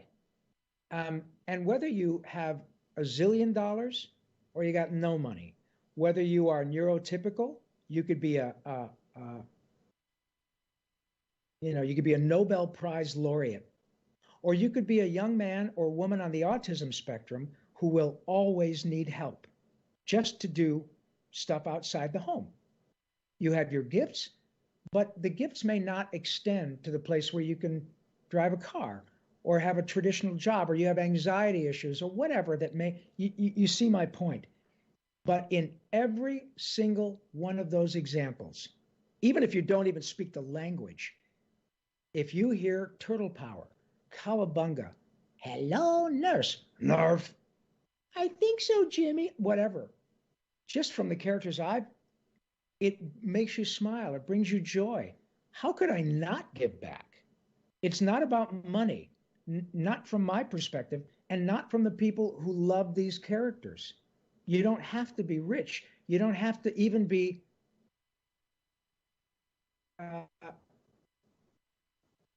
who can comprehend the way the world works. Once they hear Yakko Warner talking, boom, they're in. I don't care if you've got an IQ of 500 or you have trouble balancing your checkbook. There is a connection to joy that is undeniable. It's utterly human. It is shared by everyone who has a pulse. And to the extent that my characters are what bring people joy, then I want to be involved. If it helps people raise money, I'm in. I work with another wonderful outfit called Boo to Bullying. And I've been around long enough to know that bullying in this day and age, with respect to online bullying, social media bullying, what young women look at vis-a-vis social media as the optimum, how we're supposed to look, it's mind-bending. And while I'm not a violent person, never have been, maybe on the hockey rink, but that's a totally different story. When I was a kid, as they say, if somebody went after my mom or said nasty things about my sister and the football team, you find out who he is, and you can't do that anymore. Now, I'm not suggesting that that's the way to settle that, but I think you see my point. There are people who can say things about you or your mother or my sisters or my wife or my brother who's gay or my friends who are gay or my friends who are just brutal things. And often there are young folks who hear that and they're not equipped to deal with that. And it's relentless. It's impossibly damaging. So I feel like if I and my talent and my characters can find some way to open up a discussion that starts with joy, starts with laughter, starts with kindness, then maybe there are ways that I can help. I'm not a psychiatrist, a psychologist. All I know is that when I start riffing as Yakko, I don't care if the young man or woman I'm talking to is on the autism spectrum and is almost nonverbal, but man, once they hear Yakko, they're in. Or a guy who's a brain surgeon, literally, goes, oh my God, I love Animaniacs. They both hook to Yakko. And they're at the absolute opposite ends of the intellectual spectrum. I don't know why that is. I just know that humor and joy and kindness come from the same spot that often love does. And they're from unexpected places. So if there's a way that I can get in there and connect and use, and people who know how to make this happen can use it, dude, I am so in. I can't not be, Yeah. It's the greatest thing in the world. That's beautiful, man. I'm just sitting here just like, because it's such it's so inspiring. CQ.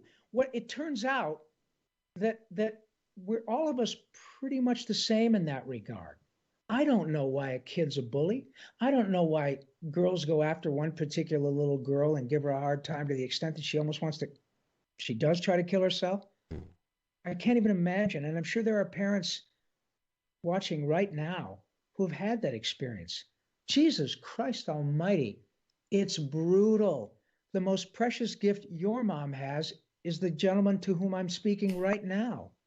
If you are driven to something so brutal that you want to end your life, holy Christ. All I know is that the bully is probably going to laugh when I say, I think so, Brain, but nerve, just as much as the little girl or boy who's getting bullied. And I know that's true. So how do we find out what that mechanism is that peer pressure gets so brutal that it's not just, oh, you look at that weird haircut. No, it's when you get home, you should kill yourself. You know, your boyfriend really hates you. Oh my God. Yeah. I don't even know. I don't even know how to go through that. So to the extent that I and or my characters are famous, and you give me a bully pulpit from which to tell my story, we never know, CQ, when somebody's going to watch this. Maybe 20 years from now, after I'm toast, but they're going to watch it and they're going to say, you know, that guy's got a point. You know, I know somebody who's really going down this road. I want to rope this guy in before he starts to get too involved in online bullying. My God, that's where what you're doing is a huge service to people. And I cannot thank you enough for the opportunity to talk about that. Not because it's self-aggrandizing. I appreciate what you're saying. And yes, I do a lot. And I want to do more. But this is about how, I mean, that phrase, we're all in this together, is something we've heard since we've been born. But I'll be goddamned. Right now, it's true. We really are. We've seen what's happened with COVID. We've seen what's happened with, violence and racial issues that spill over around the world. How do we get through this together? But now we have technology, which allows us to really see if we've got the balls to literally be in this together. Because we're talking to people in Ireland right now, or South Africa, or God knows where. So if we really purport to be good people and want to help each other get through it, then the rubber's met the road, kid. We're in it. How do we really move forward together? How do we really try to understand one another? How do we keep this crazy violence and stuff from metastasizing? I'm not Pollyanna. I've been around, but we now have opportunities to reach out to people around the world. And to the extent that a guy who's in the happy business can help, bring it. So thank you for asking. That's beautiful. And again, people really connecting with what you're saying and appreciative of it. Let's switch gears. We're gonna bring the energy up. You are in a business that, a lot of people, hear the stories about acting and you do casting and you do auditions and all these things. What are maybe some common myths you've heard about voice acting and the truth behind them? Excellent question. The biggest myth, well, it's not a myth, but I think the biggest assumption is when people say, and it doesn't offend me because I get it. Nobody gets out of it with a couple of dings. I understand it. So when people say, oh my God, you do cartoon voices, have you ever thought of doing any acting? And I know what they mean. What they mean is with your face, with your body. And yeah, I've done half a dozen TV episodes of MacGyver and St. Elsewhere and Amazing Story, all kinds of stuff years ago. Probably 30, 35 on-camera commercials and tons of stage, half a dozen movies. But acting is acting. So voice acting is small v, large A. It's about acting. The reason you love Bender on Futurama is because John DiMaggio is a goddamn wonderful actor. The reason you love Principal Skinner's mom on The Simpsons, or the crazy cat lady, or mom on Futurama, is because Tress MacNeille is the finest voice actress in the history of Hollywood. The reason you love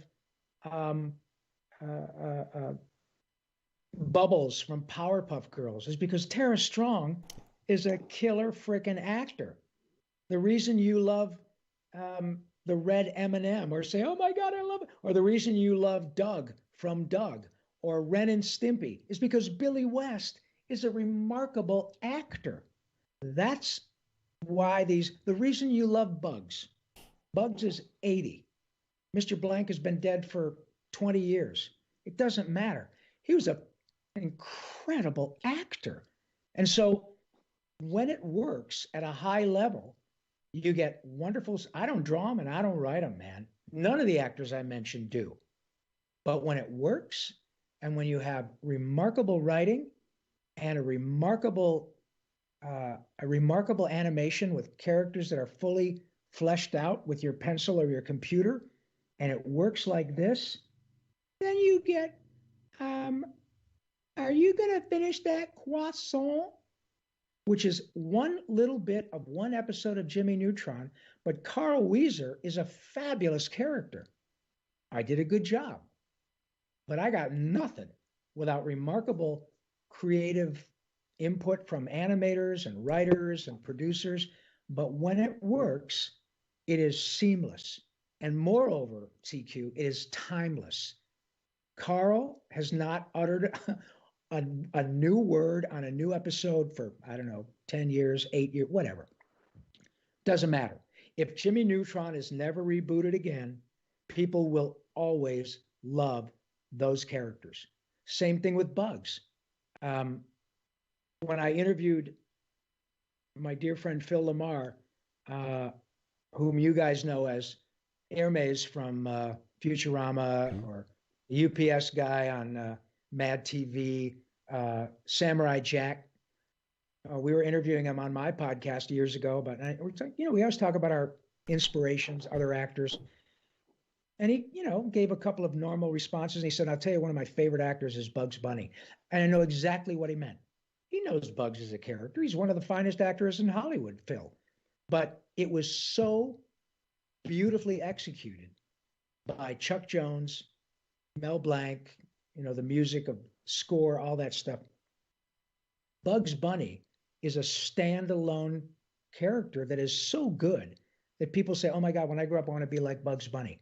And I totally get it. Because when you watch Bugs, you can see duck season, wabbit season, fire. And then the show's over. But you can literally see Bugs going back down his rabbit hole, reading a racing form, drinking a beer. That's how fully fleshed out Bugs is, or Elmer, or Daffy. And it doesn't matter that you can watch an episode of Bugs Bunny or Looney Tunes from 1953 and laugh your guts out and want to share it with your grandkids or whatever from 65 years ago, 68 years ago. So that's the biggest, it's not misconception, but I try to remind people that it's about acting. Sure. And Robin Williams, there are many people who love Robin, and a lot of young folks don't realize he's done anything outside of being the genie on Aladdin. But that performance alone is mind-blowing and utterly timeless. So, yeah, you want to talk about great actors? Hank Azaria, Dan Castellaneta, Yardley Smith, Nancy Cartwright, Harry Shearer, just the Simpsons. Just those actors are world-class actors, whether you ever saw their faces or not. So it's about acting. I couldn't agree more with you. We're running short on time, so I do want to ask you a couple more questions before we shut up. I'm sorry. No, this is gold. This is gold, man. This will live on forever past me. Some of the characters you've played, you weren't the first person to play that character. I'm thinking Hades, Arthur, Prince Eric in The Little Mermaid 2. So how do you feel as an actor to step into that role? Because when you're creating that whole new character, you do get to make decisions like the lisp, the sound, the raspiness, the pitch. What is your process as an actor to then take over someone else's role? Excellent question. And I am not that good at it. And it's not false modesty. I'm good at my job, but that's not one of my strong points. The guy the folks I can think of right off the bat who are profoundly good at that and sometimes even better than the original, are Jim Cummings, whom you guys know as Winnie the Pooh, Tigger, Darkwing Duck, and the Tasmanian Devil. I mean, the guy creates original stuff. But let me tell you something. When Jimmy starts ripping as Winnie the Pooh, I see women fall over because it's just precious and priceless. Amazing. He was obviously not the first. And Billy Farmer has been the voice of Goofy for 37 years. Pinto Colvig was the original. But let me tell you something. If you go back and watch a movie we did years ago called the Goofy Movie, or A Goofy Movie. Classic. And those scenes when Goofy and Max, played beautifully by Jason Marsden, when those guys start to have the same troubles that I and my son had, or my dad and I had, trying to relate to one another. Hey, buddy, let's go on a fishing trip. And, Max's first thought is, oh, Jesus Christ. He's stuck in my car. I know what he's trying to do, but the last thing I want to do is be in a car with my dad with no place, without my phone, with no cell service, but PJ is working. I'm sorry. I played PJ, Max's buddy, but Goofy, his reason for living is trying to get through to his boy. I'm losing my son. How come I can't communicate with my boy? I know. We're going to go on a fishing trip. He's going to love it. And then to see how they struggle. Yeah, it's a cartoon, but Billy Farmer and Jason Marsden are, pardon me, great fucking actors. And you can watch that as a parent and kind of go, man. It still holds up. It holds up, and I know what that struggle is like. I love my boy. I would die for my son. But there are times when you butt heads, and I did with my old man. And so that was my point about good, solid acting. That's where Billy took the character of Goofy and took it to performance levels that, as a fan, I'm like, oh my God, that character Goofy has got a soul. And it's because of Billy Farmer. So when I get that opportunity, then what I try to do is to honor the character, because obviously the producers want to keep it going, but for whatever reason, the actor's not available, not interested. So for me, it's about trying to find the soul of the character that honors it to the extent that the fans aren't disappointed and the producers aren't. And if this character keeps going, what can I add to it that is in keeping with the ethos of the character, what made the character a success to begin with. I had an opportunity to do that on a really lovely level, not in quite the same way, because there was not an animated version of it, but I did The Mask, Yes. the animated version of The Mask, in which I got to be, Jim Carrey for a whole lot less money. But my job was to capture the essence of what made Stanley Ipkiss and The Mask interesting over the course of, 36 or 60 episodes of the show. So The Mask movie might have been 2 hours, but if we do 26 half hours of the show, that's 13 hours of The Mask.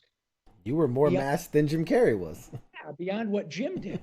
But Jim set a very high bar. He's Jim freaking Carrey. So yeah, it's a different animal, because I have to be true to what got the character interested.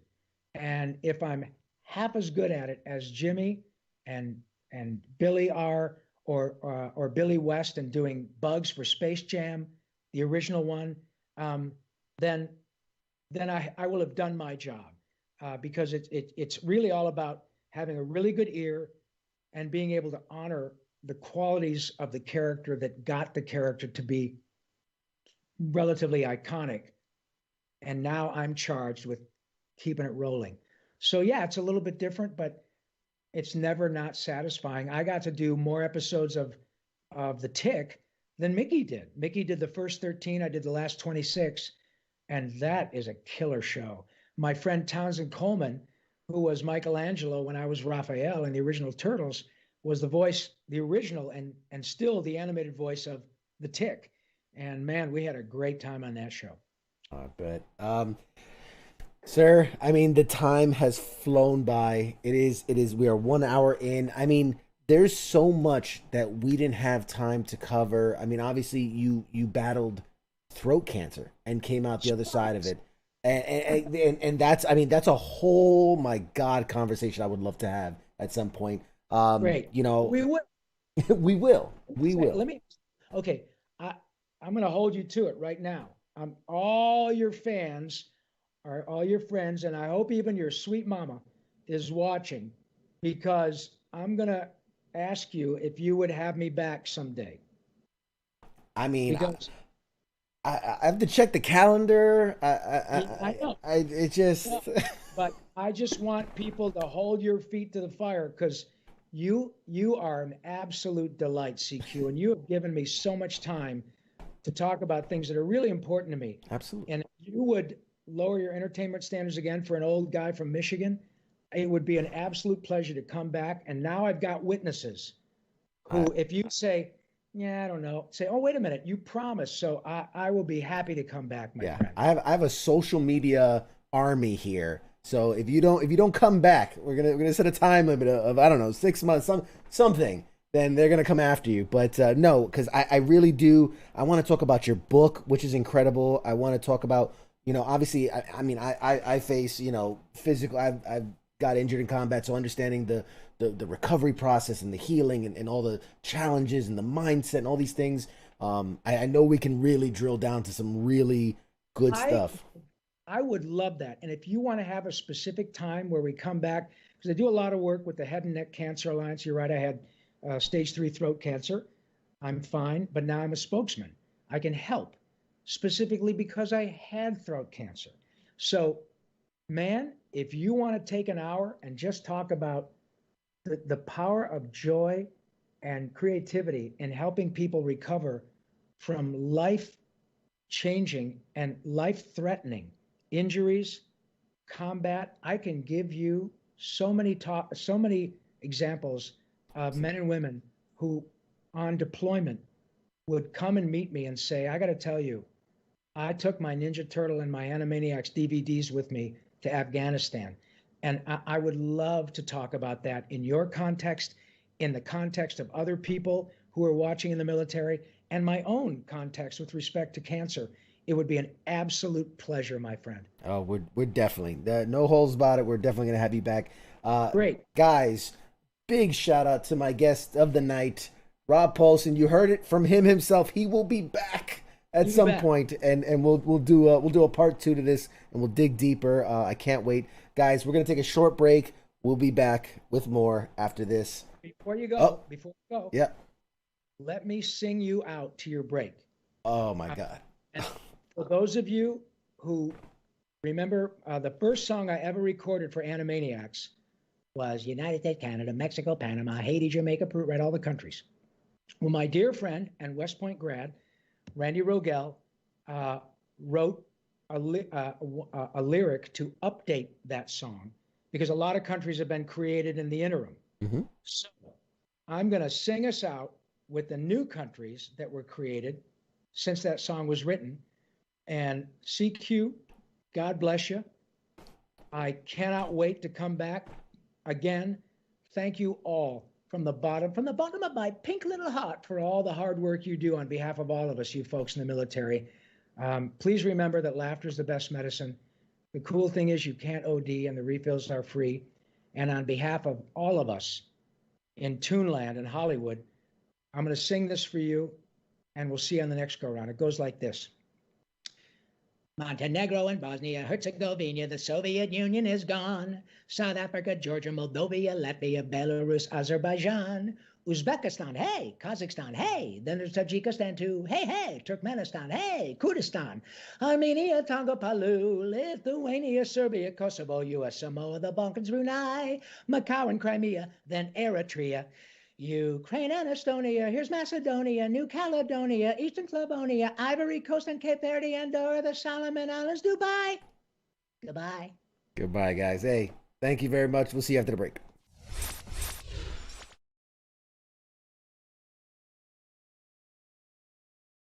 You're listening to the sounds of WTF Nation Radio.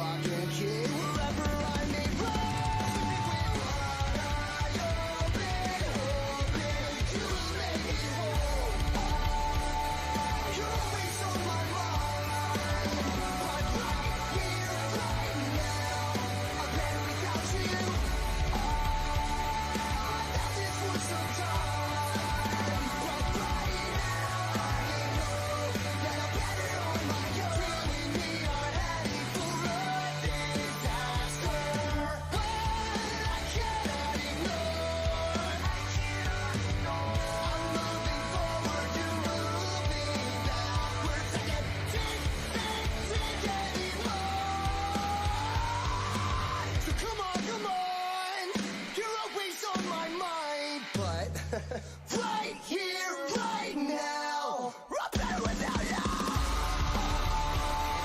You're always on my mind. But right here, right now. I'm better without you. I've had this for some time. But right now, I know that I'm better on my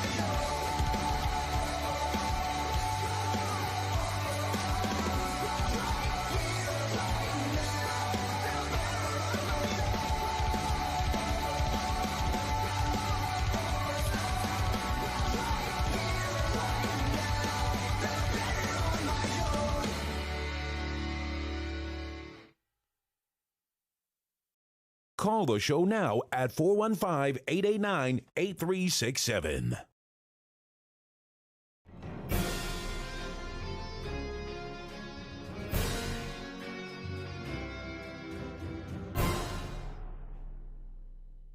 Hey guys, welcome back. Oh, I'm smitten. I'm a smitten kitten. I was just talking to Radar and I'm like, this is a high that I never, ever, ever want to come down from. How incredible, Radar! I know you're there, bud. Let me pull you up. But how incredible was our man Rob Paulson tonight? Dude, that was amazing. He is one of. I know I say this a lot, and because I really do appreciate everyone coming on. Everyone who comes on our show, like I'm not. Like, well, he was better. Everybody. He was just so like thankful. So he had so much gratitude, and that was amazing. That's I mean, because he has a very illustrious career. I mean, you know what I mean. And we're just years? a couple Joes. Yeah, we're just a couple jackasses with computers, basically. I mean, you know what I mean? I had I wanted to ask him about G.I. Joe and Transformers. He was in Gummy Bears. He's in stuff that goes so far back. Oh my God. I was a diehard Darkwing Duck fan, like as a kid. Like I had the t-shirts and the hats and the lunch boxes and everything. He was what's his name? Metalbeak. The rooster, really? The rooster character is like like I wanted to talk to him about that. Like there was so much. Like, damn it, audience! If not for you, I would have had such a great conversation with Rob. Like I just, your questions. yeah, I just wanted to turn off everything and just let me just talk to Rob. This is one-on-one. Screw the podcast, whatever. Well, and like I was saying this when you were popping, we could have talked for hours. Yeah. Well, I say we. Y'all could have talked for hours, and I could have been here like watching the chats and like creepily in the closet listening in. Yeah. Rob did so no lie. He told me even in the when we were chit chatting as we were getting off, like he wanted to stay longer. He wanted to talk for longer, but he has a commitment he had to get to, and he couldn't get out of it. But he really did say he had such a good time, and that he's serious about wanting to come back, and we'll hit it again, man. Because there's how do you condense a 40-year career in an hour conversation, right? Like it's impossible. And he has so much knowledge. And again, I do my research on my guests before they come on. And everywhere I looked, it was always about how positive he is, the joy he has, the happiness he brings to people. Like no one has a bad thing to say about this guy. He is just an incredibly loving, caring, giving person, and someone who has had hardships. And we didn't talk about the throat cancer, stage 3 throat cancer, for a guy who makes his whole living on his voice. Right. Yeah, that's crazy. You know what I mean? Oh man. Britty Powell, I see you there. She said we were all smitten, crying, laughing. You're awesome. Thank you for hanging out and watching. You want a copy of the playlist tonight? Well, you know, that's a little thing I put together. But and I'm gonna say this, like, and this is maybe, I don't know, maybe an unpopular view, right? Okay. But like, okay, you and I were both hurt doing our job, right? We knew going into that's a dangerous profession, and we did it, and we got hurt, and that's whatever. Part of the course, yeah. But you take somebody who is I guess I don't know him before he had cancer. I know what I know from tonight. Wonderful person, very nice, wonderful, and then to have something like that. And we all know people who are very good people and get struck with things like cancer or other random diseases that they have no control over. Sure. Right. And like, I almost feel worse for people in that situation because, you know, we kind of, I'm not gonna say we asked for it. Nobody was like, oh, fuck, blow me up. But we kind of do. We put ourselves in that situation so other people don't have to, right? But when, you know, the little old lady from church or anybody who's a nice person and a good person, and then one of the guys I was in Iraq with, his wife came down with lung cancer, and she was like a marathon runner, right? Yeah. Great person, one of the nicest women I've ever met in my entire life, and never did anything wrong. And then all of a sudden she's dying of lung cancer. You know what I mean? I'm sitting over here smoking 2 packs a day. Like, how'd you do that? You know? And so, like, I don't know, stuff like that makes me kind of, I don't know. It makes me have a different appreciation for people who suffer hardships that they didn't ask for. Right. I guess. I don't know. Maybe it's a, you know, the world is chaos, right? There is no rhyme or reason. Bad things happen to good and bad people. Good things happen to good and bad people. It's unfortunate, but I do, you know, we were just chatting after the break or during the break, and we were talking about like the power of joy and happiness and how the healing effects as it has. And again, you know, this is way off pop culture topic, but it's something I'll share. When I was in the hospital, when I got wounded, there was another guy who wounded similarly. For those that don't know, I was shot 5 times. I died. It was a whole thing, whatever. Almost lost my arms. It was a whole thing. It was a guy that, not exactly the same, but pretty close to the same injuries.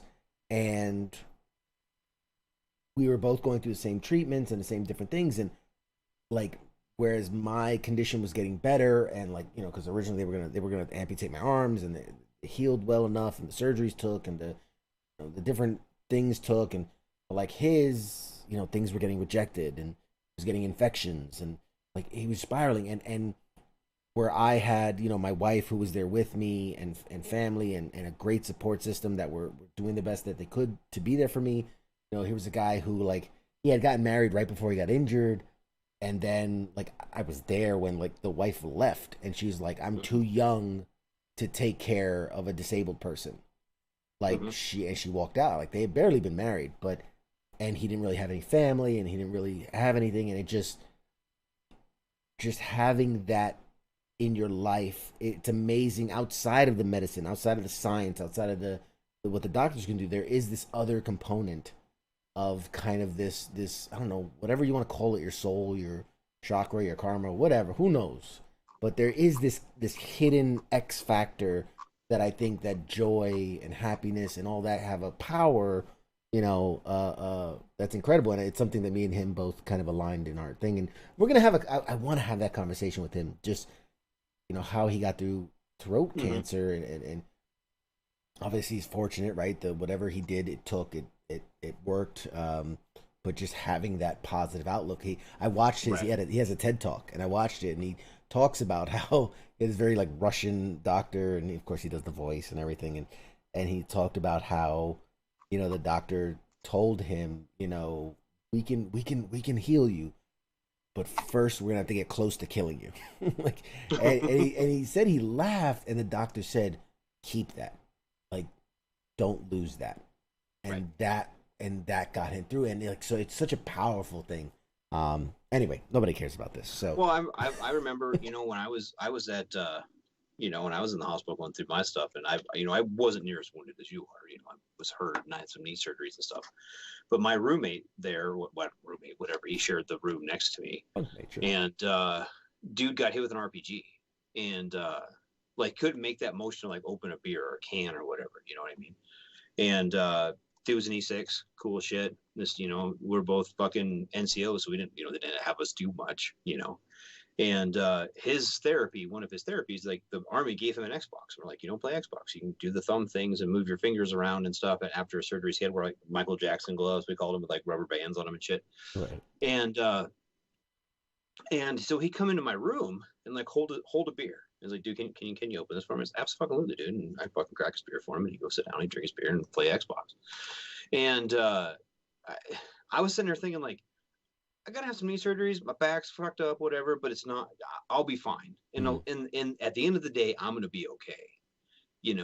And at the time, I didn't know my wife was a cheat whore, but she seemed fine. And he same deal. He was kind of like on his own. He was just like chilling out in the barracks, like hanging out. And like I would drive him to his appointments and shit because I was basically fine. But they weren't gonna make me do anything because I was sergeant. We had plenty of fucking specialists and privates to, I don't know, stand fucking duty and shit.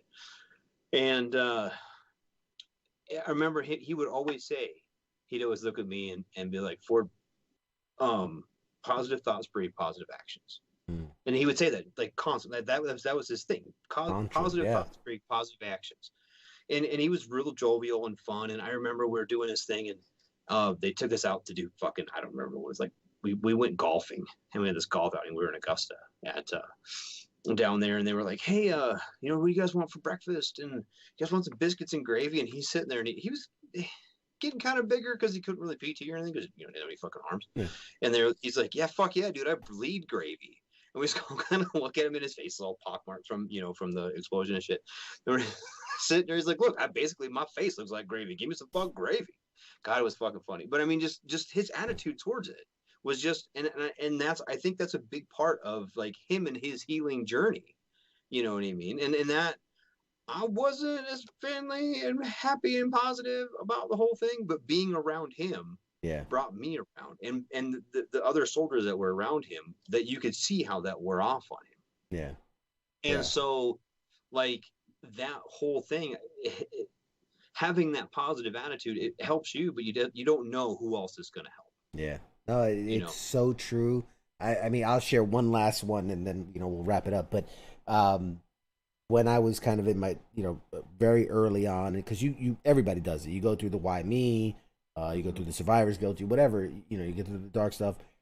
But I'll never forget, I was sitting in my hospital bed, and both arms are in a cast, and I couldn't do anything. And I was like, this is it, my life's over. They're talking about having to maybe cut off my arms and all this other stuff.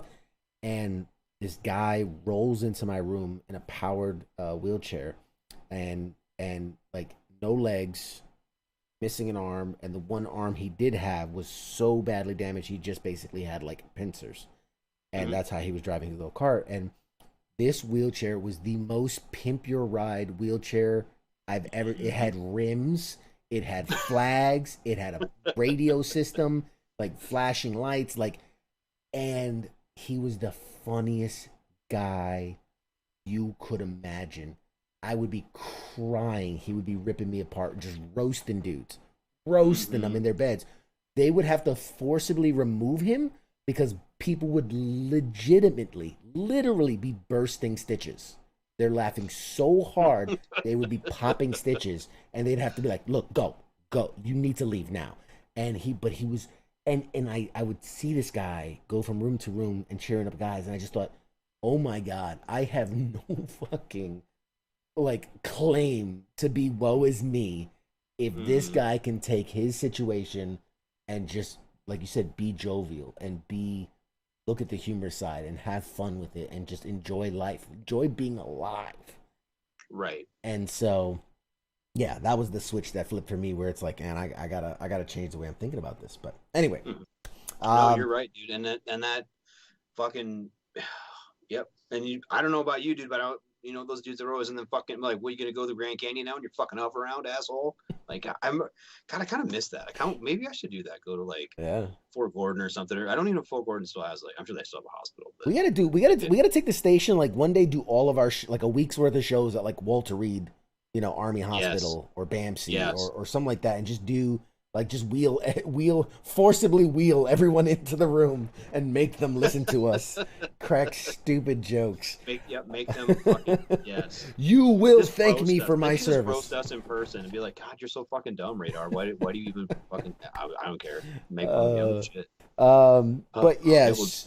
So our guest tonight was Rob Paulsen. What an incredible, like, one of my all-time favorite interviews of all time. I don't even feel like I interviewed. I just felt like a little kid. Like, I sat here and just was like, like, I'm just so excited to hear him talk and just let him, just wax philosophical. And I was like, oh my God, I don't stop talking. Keep telling me stories. Keep telling me all these things. But for real though, this was awesome. If you guys want to support him, he's incredible. Watch Animaniacs on Hulu. They brought it back. They're working on seasons 2 and 3 right now. Watch them. I know he originally had it was called Talking Tunes. It was a podcast. He did it for 3 years. They brought on guests and everything. And so now they've re-brought that to life. It's now on the esports. Esports Arena. If you look for them on Twitch or YouTube, they have their shows. He's doing them every Thursday. I think he's doing them live as well. Every Thursday night, 8 p.m. Pacific, and which was what, 11 Eastern. So catch him live. He does the voices. He interacts with the audience. It's great. It's a phenomenal. I watched it. The first show was last Thursday. I watched it. It was awesome. Another thing I wanted to talk to him about, and we never got the chance, but he saw firsthand how difficult it is to do a live show. They were running late. There was a couple of tech issues. So I was like, I wanted to bond. Like, you get it, right? You get it, right? So he's awesome. But so that was our guest. For those at home who are new to the channel, WTF Nation Radio, which is the is the home station of Pop Culture Warrior, has a wonderful variety of shows. Mr. Radar, would you care to share with our guests what they might have in store for the rest of the week? What they might have, or what they will have. What they shall have. What they're supposed to have. What we might have. Well, it's tough. It's like time of year, dude, where it's like, fuck, it's summertime, and like people have plans and shit, and vacations and all that shit, and dude. How about take us through a typical week? A typical week here at the station. Yeah, what our normal schedule is. Sure. Well, normally, as we had today, Tuesday, you've been listening to Pop Culture Warrior with CQ and Radar, and the guest of everybody, every animated character you can think of, Rob Paulsen. Maybe not all. Okay, maybe that's an exaggeration. Most of them. But he's one of them. But anyway, tomorrow night, Wednesday night, we have, it's a Dawn's a day of no scheduled activities. We will be hanging out, probably going to like church and, being all holy and stuff, because we are good people. Wednesday's church night. I don't know. No, I'm just kidding. Anyway, Thursday, you have Sergeant's time. ICE, Spanky, Sergeanting. Everything National Guard, active duty, reserve, fucking retiree, all of the Army, big Army, little Army, all the sergeanting things that need to be done, they will be there doing it. Okay. Friday Night Freedom with Kaz and Pookie. All kinds of crazy shenanigans will be had on Friday night. It's a good time. Hang out, enjoy it. Saturday, Sunday. I know some people are like, you guys should work on the weekends. Guess what? No, we don't. Down the day. Weekend, baby. Holla. We get a 48-hour pass every weekend. Sorry about it. Monday, the Monday edition with Ice and Flash. No, Flash is taking us a little sabbatical. He's got a little bit of time off. But Ice will be there. Possibly, I might hop on with him. I thought about the other night. He was like, oh, someone wants to hang out. I was like, I'm doing it. But then I had shit to do. Sorry about it. I was always mowing my dad's lawn. Sorry about it.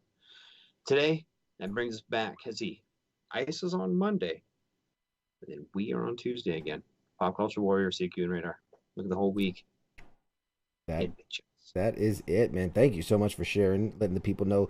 We have a ton of really good guests. Last thing I'll say, if you've been here for the last couple weeks, we've had some doozies, man. Obviously I was only like, but I look back and I'm just like, man, we've had some really good guests. We've been so blessed. Next week we've got an interesting one. Should I share? Yeah, I'll share. You should tell them who's next week. Yeah. That way they come back and hang out with us. Yeah. Dude, the next couple of weeks are actually pretty dope. I'm not gonna lie. The next couple of weeks are actually gonna be nice. Next week, someone you might not be as familiar with. Let me pull this up. His guy's name is Kurt. I'm gonna butcher it. I think it's Kurt Mattia.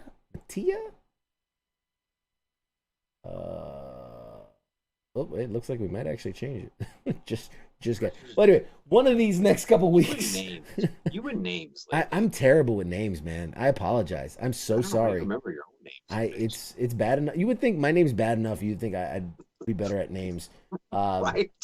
But one of these weeks, we're working on it. One of these weeks, we've got Kurt Mattia, who is directing this movie called Stuntman, and it's going to be on Disney Plus. And we're going to see it first. We're going to get the screener for it first. So we're going to get to see it, and we're going to talk to him about it. And this is a movie that's being executive produced by The Rock, right? Dwayne Johnson and his ex-wife, Danny Garcia, is executive producing this movie called Stuntman. We're going to talk to the director, Kurt Mattia. It is an incredible story. It's based on a true story of a guy who was trying to recreate the famous jump by Evel Knievel, the Snake Canyon River jump, or whatever it was. And it's the story following that guy. So phenomenal. We are going to Bridie? Is that sorry, I'm looking yeah, apparently I'm sorry. I'm terrible with names. I'm sorry. It's not I'm an excellent interviewer. Terrible namer or caller Terrible with namers. Terrible name caller. But yeah, so we got a bunch of great guests coming up. July is gonna be a phenomenal month. We have some truly legends coming on in July, and it's literally, I'm telling you, I don't want to overhype it, but building up into the fall, it's gonna get better and better and better. And I got some stuff lined up for November, December that's gonna blow people's brains. So please don't. Thank you. Appreciate the forgiveness. But all right, guys, we're gonna wrap it up. Thank you guys so much for tuning in. For those that don't know, I suck at sign-offs. I'm still working on it. It's only been like a year and a half. Only been like almost 2 years. But what we're gonna try this week. But bye. See you. Be well. Be awesome. What was the Bill and Ted, right? Be awesome to each other or something. I don't know. Thank you guys for joining us for another episode of Pop Culture Warrior. We'll see you next Tuesday night. Bye. Bye. See you. See ya. Bye. See you.